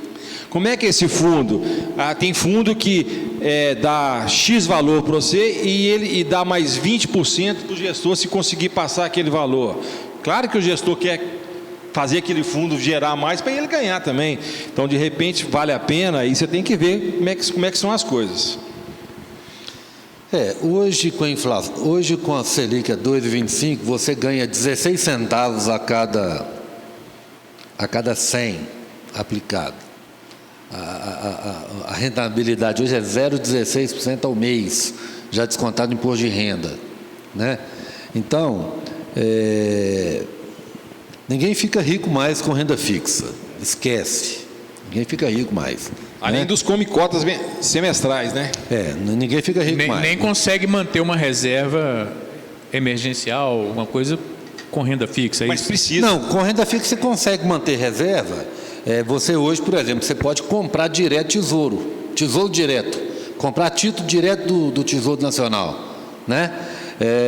Aquele ganho que o banco tem na administração dos seus fundos, o banco, quando monta um fundo, ele é obrigado por lei a comprar no mínimo 80% de todo o dinheiro que entra nele de título do Tesouro. Isso é obrigado por lei, né? Então, você vai lá e compra o título e você ganha tudo. Em vez do banco ganhar alguma coisa, ganha tudo. Aí a taxa Me famosa... perdoe meus amigos gerentes de banco aí, quando eu estou falando isso. Famosa taxa de administração, né? Você tem que ver, eu vou pagar para ele ou paga para ele? Exatamente. Tem a taxa de administração e a taxa de performance, que é o que você colocou, né? Então, assim, você tem que juntar dinheiro. Juntar dinheiro hoje, o renda fixa ainda é uma boa... você colocar num título do Tesouro ou num fundo do banco que tem uma taxa de administração menor do que 1%, porque acima de 1% ele vai levar, se está dando 2,5% ao ano, você está dando 1% para o banco. Eu tenho, pelo curso que eu fico vendo, eu tenho 5 fundos que taxa zero, com D0, para fazer fundo de reserva. Sim. Então quem quiser pode mandar. Tem lá, tem uns fundos, os nomes dele, que é a partir de R$500. Você tem esse fundo que é taxa zero de administração e D0. Ou seja, você pediu de manhã, de tarde está na sua conta. E isso é para liquidez rápida, para, no caso, fundo de reserva, né? De renda fixa. Agora, todo fundo de renda fixa em março deu resultado negativo. Todos eles deram. Por quê? Porque os bancos realizaram a taxa de administração. Todo mundo debitou em março para garantir o seu, né? E tinha fundo que tinha taxa de 2,5%, né? Então o banco foi lá e pegou 2,5%. Eu mesmo fui brigar com o banco por causa do dia da minha tia que eu administro, né? Então, renda fixa você tem isso. Ações, a renda variável, eu só recomendo renda variável para quem tem estômago para mexer com isso. Porque nós brasileiros, ou nós que não conhecemos do produto, a gente compra na hora errada e vende na hora errada. Geralmente a gente compra na hora que está todo mundo comprando, né? Aí é a hora que está vendendo, né? Está subindo, você vai e compra. Subiu, você tem que vender, não é hora de comprar. Está caindo, aí que é hora de comprar. Mas a gente faz tudo ao contrário, né? É o efeito manada. E é aí que tem dinheiro, né? Quando Jesus fala sobre... o único demônio que Jesus nomeia é o Mamon, é o Deus, né? Não é muito teológico isso que eu vou falar, não. Depois vocês consertam, né? Vocês são pastores, mas a maioria das pessoas que vivem em bolsa de valores servem a Mamon, porque elas não dormem, elas não almoçam direito, elas não têm descanso, porque vigiam o tempo todo as ações, fica o dia inteiro naquele treco, virou escravo de Mamon. Então eu nunca gostei, né? Porque se você vai entrar em ações, a parte técnica das ações é o seguinte: eu vou entrar numa ação, eu preciso conhecer essa empresa que eu estou comprando. Eu estou comprando um pedaço dela para mim. Que ação é essa que eu estou comprando? Eu estou virando sócio do sujeito, né? Então, assim, mas são muitas boas oportunidades. Se você tem um corretor honesto, pega uma corretora honesta, que não é você que vai ficar vigiando aquele negócio, você está pagando o cara. Existem muito boas oportunidades com pouquíssimas corretoras boas. Que a boa parte está no mercado aí, eu não recomendaria. Mas existem poucas corretoras que são boas, que também dá investimento, né? Dólar. Se comprar dólar agora, o dólar está quase 6. De repente você fazer reserva com o dólar agora, que você não tem despesa para pagar em dólar, você pode estar fazendo o que no mercado chama de hedge ao contrário. Eu estou comprando dólar agora, vou guardar o dólar. Como eu não tenho despesa em dólar para pagar, se o dólar voltar para 3, você comprou ele a 5,5, o que você vai fazer com essa perda? Então você tem que... Eu compro o dólar para gastar em dólar. Se eu estou preparando uma viagem, um curso lá fora, aí sim eu posso comprar. Né? A gente tem que ver, Rogério, que quando eu falo dólar, comprar ouro, não é agora. É na hora que as coisas estão embaixo. Então, na hora que estiver embaixo, ó, é uma boa oportunidade de você adquirir, para você ter uma reserva, para você ter um equilíbrio nas suas finanças. Sim. Quando a coisa está alta, é o que você está falando, mesma coisa da renda variável. Sim. Não é hora de comprar. É hora de ficar quieto. Então é hora de repente, você vai ter até que vender para você ajudar a liquidar as coisas suas. Né? Então, assim, é uma boa, mas sabendo a hora de comprar. Tem pessoas que falam assim, é hora de entrar em construção civil?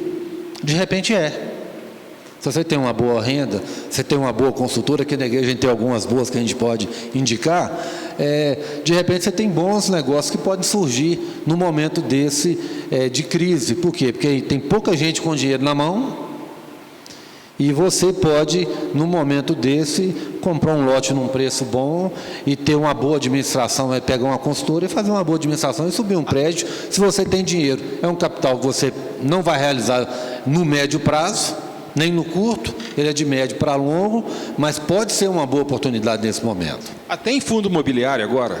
Sim. Você sabendo onde comprar, tem muitos fundos aí que fundos, quando fala fundo imobiliário, tem uma gama muito enorme. Tem fundos que é só de shopping, tem fundos que é só de galpão, tem fundos que é só de... Então, mesmo fundo, você tem que ter 3, 4, 5 fundos diferentes. Mas, se você não tem um dinheiro para entrar numa construção, se entrar com um pouquinho num fundo, já está te dando um aluguel ali mensal. Que o fundo, ele é obrigado a dar, acho que 90% do que ele recebe, ele tem que distribuir. O que a gente tem que ver tudo vai pela informação. Né?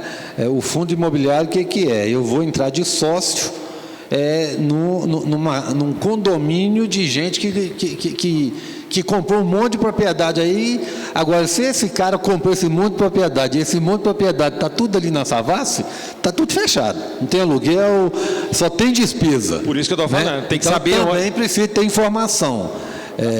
Nesse momento de crise, pastor, e quem não tem informação, o mais certo é você ser o mais conservador possível. Seja conservador.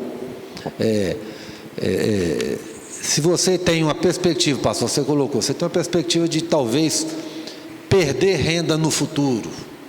Você está ficando velho, o plano de saúde vai aumentar dependendo da virada de... né? E você está vendo na crise que você não precisa ter 2 carros, vende um, anda de Uber. Se você botar na ponta do lápis, andar de Uber é muito mais barato do que ter um carro, mas é muito mais barato. O camarada compra, se esfola todo, pastor, e compra uma cabine dupla, uma D20, nem usa mais D20, né? Uma L200, Triton, e ele pega aquele negócio. Você paga de seguro e PVA, manutenção. Seguro e PVA. Mais caro do mês inteiro de Uber. E aí o camarada, ele vê aquilo e fala assim: para que você comprou esse carro desse tamanho, que nem cabe na sua garagem? Não, porque quando eu vou a Cabo Frio, eu gosto de ter um carro na estrada. Você vai quantas vezes por ano? Não, eu vou uma vez por ano. Meu irmão, aluga um carro. Anda num carrinho pequenininho que cabe 4 pessoas só. Às vezes só tem ele e a mulher em casa. Ele compra uma jamanta de um carro, morre no seguro, morre no IPVA, para ele botar o carro na estrada uma vez por ano. Vai numa loja e aluga um carro por Hoje mês. já tem empresas, inclusive, vendendo esse produto, né? Assim, aluguel de carro para um ano, se você quiser, né? Sim, é muito mais barato. É muito mais barato. Agora, para a gente... Eu que ando de moto, eu que sou motoqueiro, hoje no mercado já tem cara aí que já comprou moto para alugar moto grande, porque o cara anda de dia inteiro de 125, é mais barato, ela dá 40 km com 1 litro. O dia que ele quer viajar na estrada, ele vai lá no cara, aluga uma moto, fica lá 3 dias, viaja, voltou, devolveu, beleza. Pronto, né? Não tem seguro, porque o seguro de uma moto grande dessa custa quase 6 mil conto. Entendeu? O que o Rogério falou da gente ser conservador é que assim, o seu dinheiro vai estar ali, você não vai perder dinheiro, você pode deixar de ganhar mais. Você vai diminuir o seu risco. Mas você não vai perder. Isso é ser conservador nessa hora. Porque se você quiser, eu vou olhar para me ganhar mais, aí você vai ter. Aí Rogério falou, você não vai dormir, aí você vai ser escravo lá do dinheiro. Aí que está o problema. Agora, se você ficar só num conservador tranquilo ali, olha, estou tranquilo. Nessa questão a Bíblia fala do mamon, né? Que ou a gente serve a Deus ou serve a mamon, né, pastor? Pastor Ari, como equilibrar, né, o cristão, equilibrar o seu coração nisso, né? Partir do princípio de que é preciso planejar, acumular uma certa reserva, mas não colocar o coração naquilo. Como administrar isso na vida da gente? Acho que é humildade. Humildade, porque se você bobear, você troca o seu celular todo ano, o filho quer isso, quer aquilo, é o padrão. Eu gosto muito dessa palavra conservador. É ser conservador e arriscar naquilo que não vai me fazer falta. Como o James orienta no curso dele. Se eu tenho nas caixinhas que ele falou, se eu tenho uma caixa de um valor X que não me faz falta, eu posso arriscar com isso. Não vai fazer falta. Agora o Rogério explicou, não deve ter um financiamento acima de 30%. O camarada deve 70%. Então ele está sempre com a corda no pescoço, aí não dá. A paz é tirada. E a gente, sem paz, não faz nada certo, gente. Não faz nada certo. Eu queria só dar um testemunho, como eu não sou pastor, então eu fico livre para falar isso aqui, né? Talvez dentro dessa pergunta sua, talvez a melhor forma de você administrar seu dinheiro é você pedir Deus para te dar graça pelos 90% que você tem. Porque se você tentar administrar o seu 100, não vai dar certo. Não dá. Se você pedir Deus para te dar graça para administrar os seus 90, porque o 10 é dele, com certeza a capacidade que você tem de ouvir Deus a tratar no seu coração é muito maior do que você ficar segurando o 100. E nem é os 90.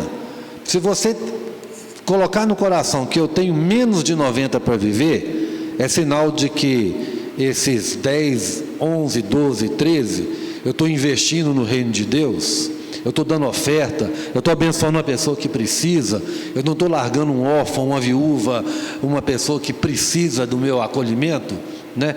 Com certeza eu vou escutar Deus falando no meu coração. E aí, James, até o meu renda fixa vai render, né? E aí, dentro dessa, eu incluiria, além dessas, a generosidade. Sim. Né? Um coração generoso. Quer dizer, eu entendo que aquilo que o Senhor me dá, né, é bacana quando a gente vê Davi e fala assim: Senhor, como é que eu não posso, né? Tudo é seu, tudo é seu, né? E eu fico impressionado, porque quando você lê ali aquela parte de Davi e Salomão, era assim, 400 toneladas de ouro por ano, né? Era tudo exacerbado. Então eu vejo a generosidade, né? Então eu tenho recursos e a minha vida tem um princípio de generosidade que eu posso compartilhar com outros. E o contentamento, né? Eu estou contente. Paulo fala, né? Eu sei viver. Aprendi a estar contente em qualquer situação. Isso não tem preço, né? Então, sendo humilde, né? Tendo consciência e tendo um coração doador e contente com toda e qualquer situação, o Senhor vai nos fazer com que os recursos se multipliquem, porque eles estão no reino. Deus olha o coração generoso. Sim. Quanto mais você dá, mais Deus vai te dar para você dar. Essa é a lei normal. Agora a gente tem que tomar muito cuidado que não é troca. Isso. Né? Eu vou dar porque eu vou ganhar. Cuidado, se você pensar que é troca, entra no coração que é troca, você vai perder dinheiro. Porque Deus não vai dar, e você vai perder, no caso assim, né? Então é sempre com o coração alegre, com o coração de doador, e pode ter certeza que Deus vai abençoar cada vez mais. Isso, quem ganha, quem sai ganhando, não é quem recebe, não. Muitas vezes é quem dá. Sim. Esse é o maior princípio de Deus, é esse. Sim. É quem dá que vai receber muito mais. Muito interessante. Nosso bate-papo, assim, né? Daria para a gente conversar muita coisa aqui, mas vamos partir para os finalmente. E aí eu queria só colocar mais uma pergunta prática aqui, depois que cada um pudesse fazer considerações finais. E se tiver perguntas que vão vir depois, né, a gente encaminha para vocês. Mas é o seguinte, dentro da questão de repente guardar um recurso, acumular um recurso, muitas pessoas às vezes recorrem ao consórcio, o uso do consórcio, né, adquirir um consórcio até para forçar guardar um dinheiro. Isso é bom? O consórcio hoje é um produto interessante? Como é que vocês trazem isso? Deixa eu só pra falar gente? a minha experiência em consórcio. Eu, quando casei, comecei a minha vida, eu não tinha experiência nenhuma em finanças, como muitos de nós aqui não tivemos, que nossos pais não passaram para a gente. E eu falei com Miriam, como é que nós vamos fazer para juntar dinheiro? Não sei como é que é. Aí eu falei assim, eu vou entrar num consórcio, mas eu não quero ser sorteado. Pagava sempre uma prestação atrasada para não entrar no sorteio daquele mês, ficar sempre por último. Por quê? Para mim ter, então todo mês eu pagava aquele consórcio e no final do mês, no final do fim do consórcio eu tinha aquele valor. Aquilo ali foi um aprendizado para mim ter a disciplina de estar poupando. Entendeu? Então eu poupava ali. Depois acabou, foram 24 meses ou 36 meses de um consórcio. Foi até de uma moto. Foi a primeira coisa que eu tive. Aí ganhei a moto, peguei a moto, levei para a garagem e vendi da garagem. Nunca andei, nunca fiz nada. Até hoje não sei nem andar de moto. Mas foi isso que aconteceu. Aí eu tive a disciplina de ter o consórcio. Aí o que eu fiz? Fiz um carnezinho para mim, mês a mês, de um consórcio meu, Miriam. Aí todo mês eu pegava o meu carnezinho, rasgava, ia na poupança e punha o dinheiro lá. Aí eu já ganhava do consórcio, tinha taxa de administração, tinha isso, eu já passava a não ter. Já tinha um valorzinho a mais. E aí foi indo. Então eu acho que o consórcio é uma forma da gente disciplinar o nosso dia a dia.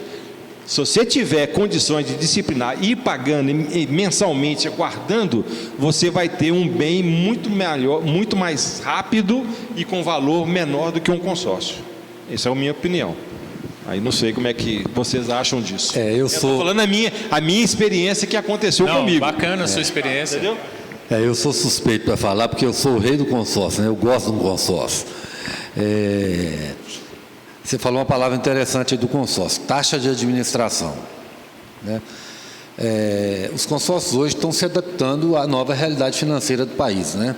A média de taxa de administração de consórcio era 18% no mercado. Eu sempre fiz consórcio no banco que eu trabalhei, o Banco do Brasil, porque a minha taxa no Banco do Brasil era mais barata, né? Então, quando você pega um consórcio, por exemplo, de 100 meses, que uma taxa de administração hoje média está caindo para 10%, você está pagando de taxa de administração do bem 0,1 ao mês. Ela é mais baixa do que a rentabilidade da poupança, né? Então, às vezes, vale a pena eu pagar o consórcio do que eu ter o bem, porque eu deixo o dinheiro rendendo na poupança, vou lá e pago o consórcio.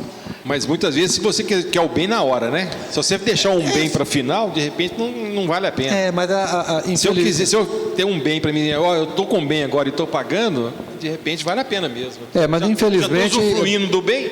Infelizmente, boa parte do brasileiro normal, ele não consegue esperar, às vezes, 100 meses para ele juntar para comprar um bem. Ele já quer, ou precisa para trabalhar, ou ele quer, às vezes ele quer só renovar o carro. Tem gente que faz isso, né?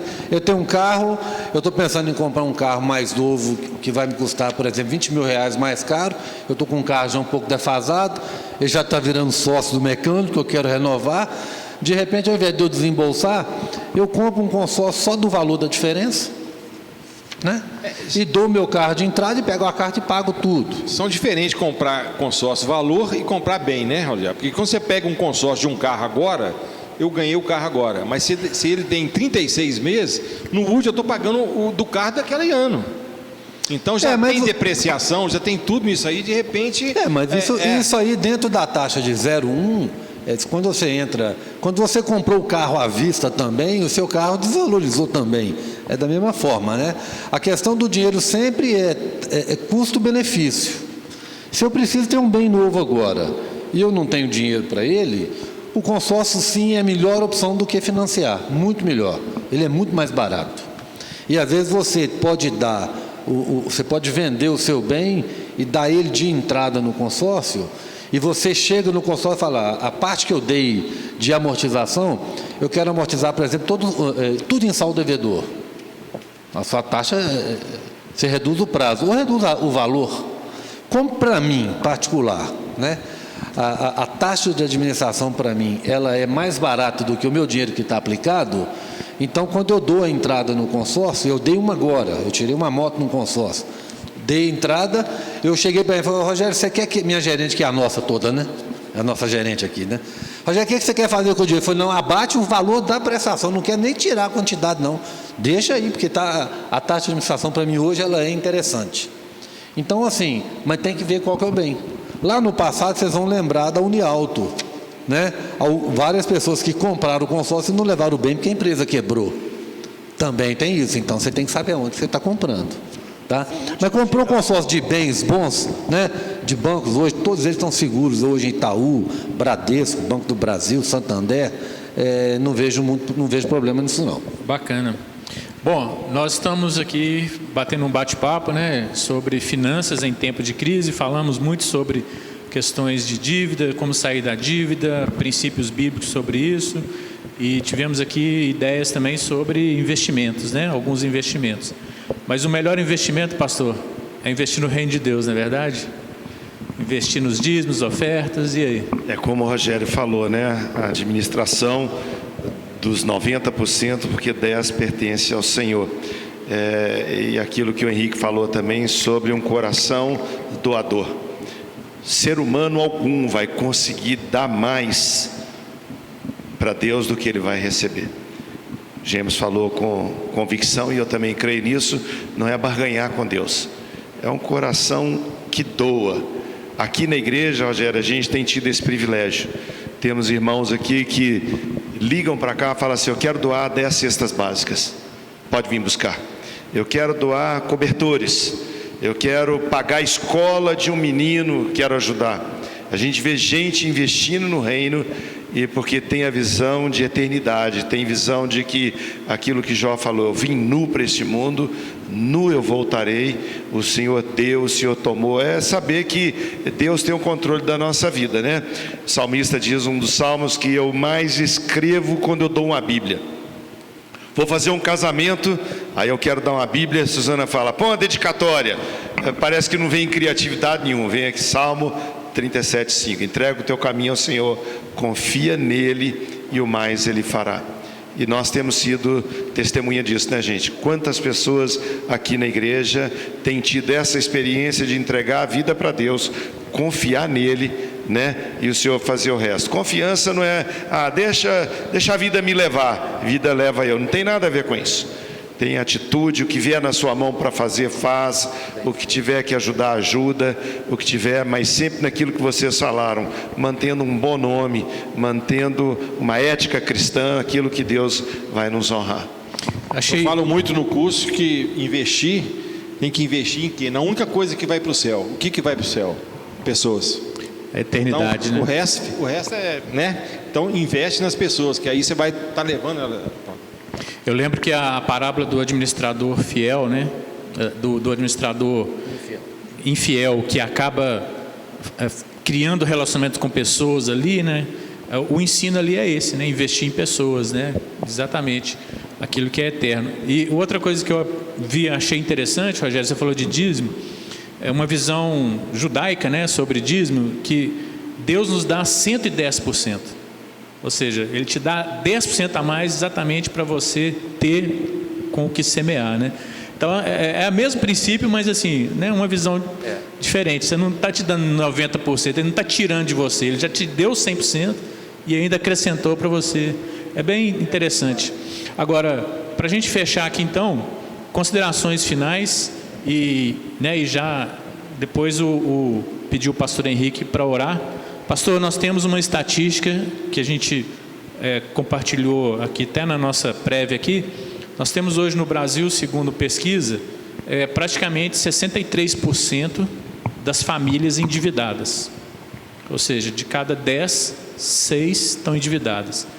E dessas aí, endividadas, praticamente 24% estão inadimplentes, ou seja, não estão conseguindo pagar nem crediário, nem financiamento, nem conta de água, de luz, tudo isso.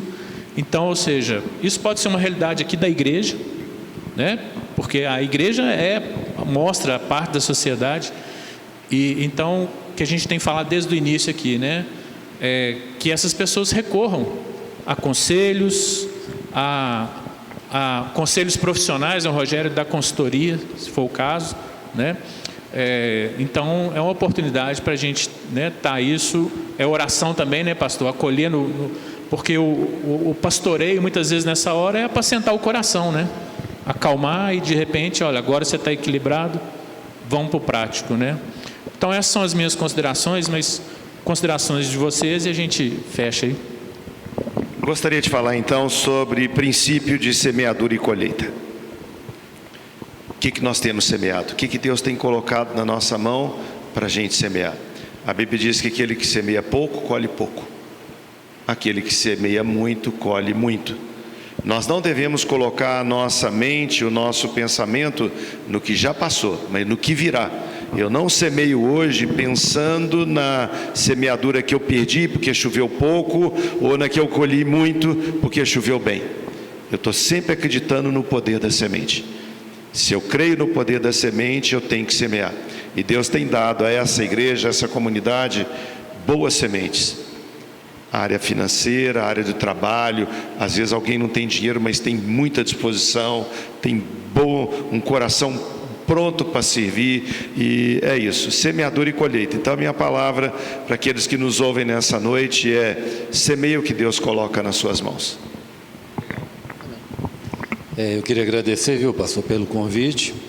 E um teólogo, pastor do século XIX, Oswald Chambers, ele fala, principalmente nesse momento de pandemia, ele fala: não fique chorando ou olhando para aquilo que você foi, com saudade do que você foi, porque você não sabe ainda o que Deus vai fazer com o que você será.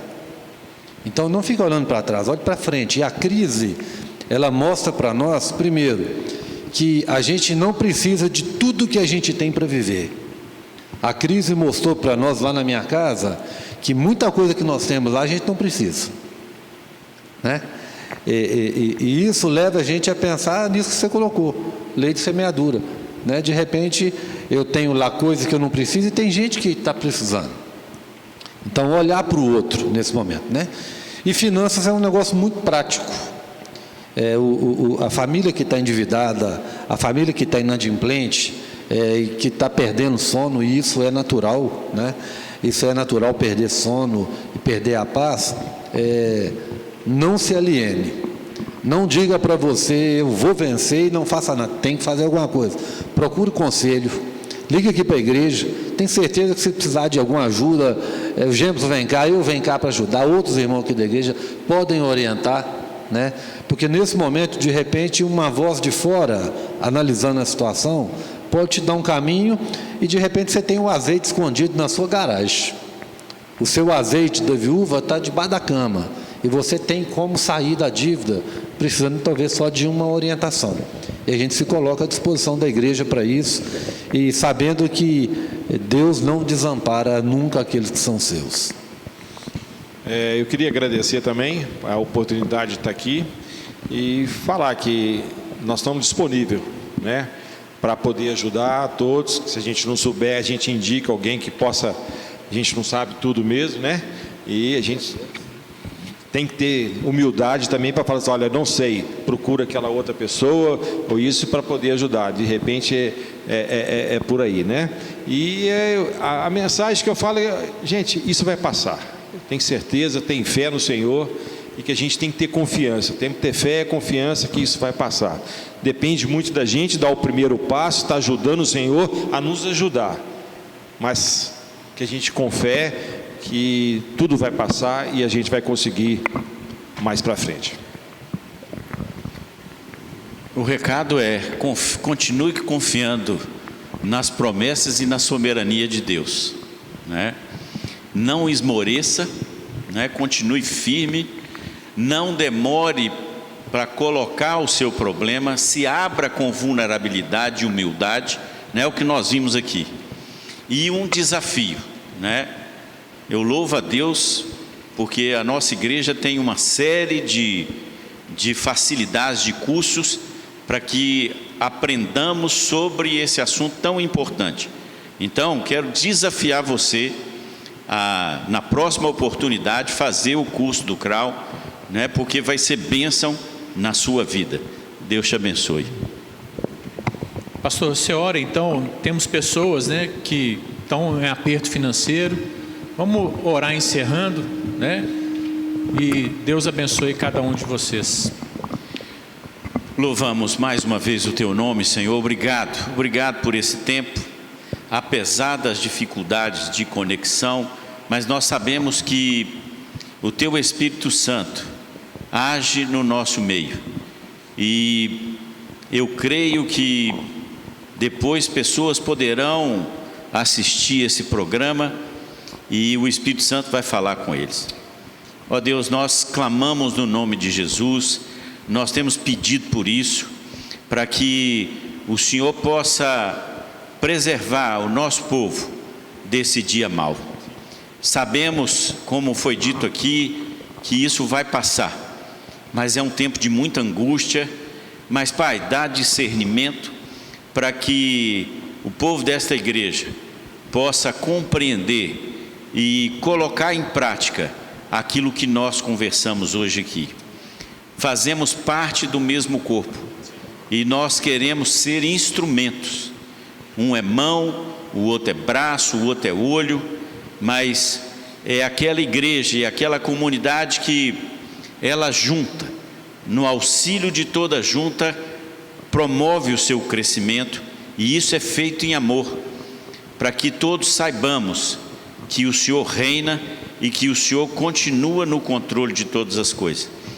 Pai, derrama da sua bênção na vida de cada família da IMC, cada pai, cada mãe, cada filho, que haja verdadeira compreensão de que somos servos teus e carecemos da tua orientação para a nossa sobrevivência. Louvamos por esse tempo aqui e abençoa, Pai, a nossa semana, em nome de Jesus. Amém. Amém. Valeu, pessoal. Até mais. Tudo de bom. Deus abençoe. Obrigado vocês todos aqui.